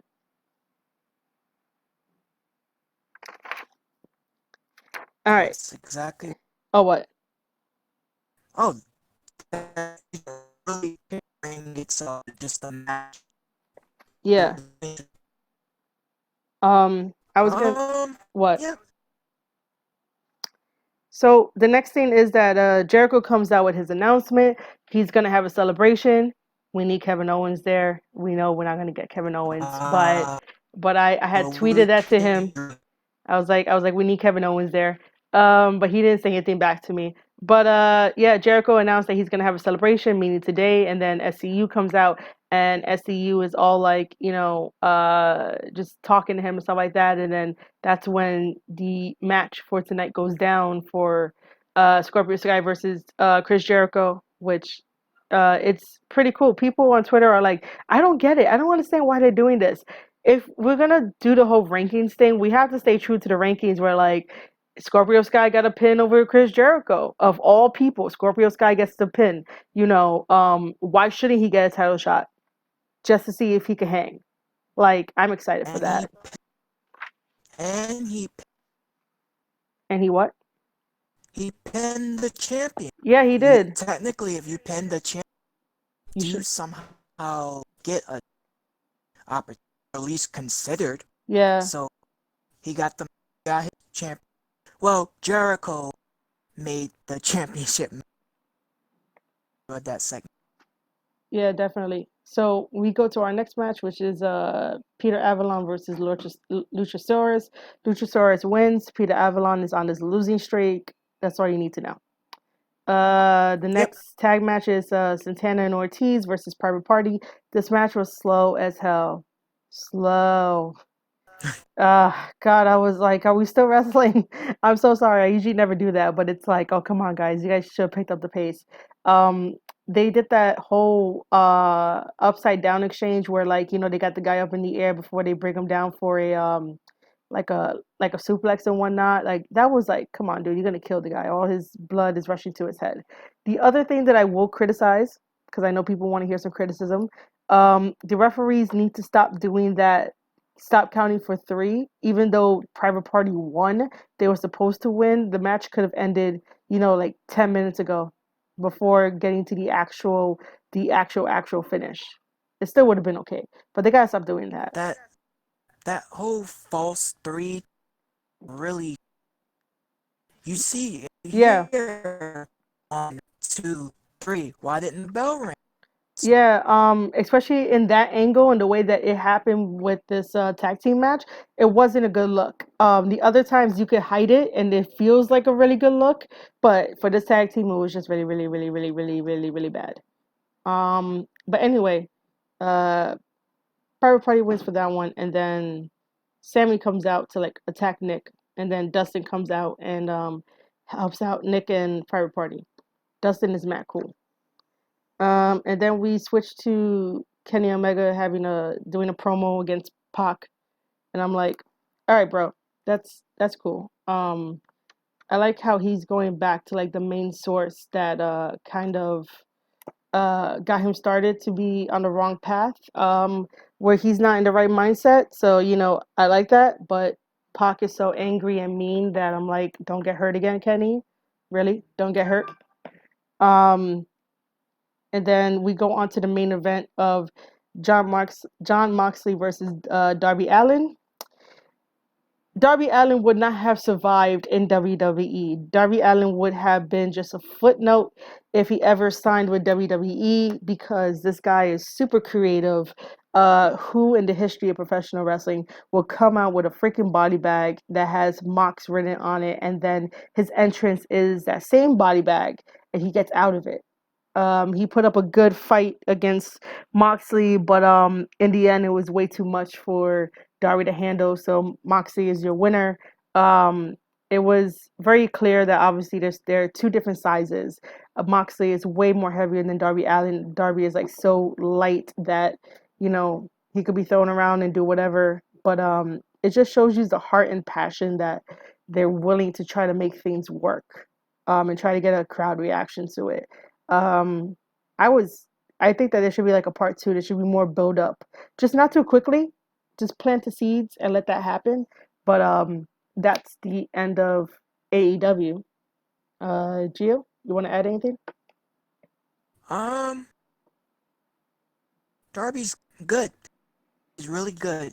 A very different wrestler, especially when you're skating to the or you're in a body bag. Yeah. Bring yourself out of the body bag. In the body bag. Yeah. The Phenom used to put. He used to come in with like a casket sometimes. That shit was scared the shit out of me. Sometimes. I honestly don't like caskets. I'm not a fan of Hello? Yeah, I'm here. I'm here. All right, because I thought you were gonna. I was waiting for you to finish with "I'm not a fan of caskets either." All I heard was like, "Yeah, I'm not a fan." I'm like, Gio? Yeah, of caskets. I'm not a fan of caskets. So that was everything that we ever talked about. This is like, and then some. Yeah. This is 2 hours and like 30 minutes of us talking, but this is what happens when you're passionate about something and then all you read on Twitter is just stupid shit. I'm just gonna say it, this isn't me trying to get heat. This isn't me trying to get people to listen to the podcast because, I call out wrestling Twitter in general. This is things that I feel that should be addressed, and 140 characters do not work to get it addressed. If you guys, don't like what I have to say, by all means, you could comment on our YouTube channel. You could comment, you could leave a voice message on Anchor. And I will definitely listen to it. And if it's worthy enough, it might come into the podcast. We are growing the same way that every other podcast is growing. We just have our opinions and stuff like that. I'm very active on Twitter and read a lot of things that are just like, you don't get it. This person doesn't get it. This person doesn't want to get it. And then, I was so happy that at one point, AEW was doing their Tuesday rounds of using the hashtag I'm with AEW. So all I saw was a wall of positivity of like why people are with AEW, and I totally get why they were with AEW, and I was in those discussions and stuff like that. But I highly thank you guys for listening for 2 hours and 30 minutes of me ranting about the business, about things that I don't like, and how things can change. And I hope that you guys can join us in the next episode. Again, this is the Square Circle Podcast, hosted by Marie Shadows, joined by Gio. Epic is still playing Dead by Daylight. He's going to know that I'm shouting him out, because I will tell him. Because I think the fans miss Epic and stuff like that. But again, without you guys, this wouldn't be possible. So make sure to like, subscribe, share it, and everything like that, and just support us on all major podcasting channels. Gio, any last words? We hope you enjoyed this podcast. We'll see you guys. Episode 9. Have a great Thanksgiving. Yeah. Happy Thanksgiving, guys.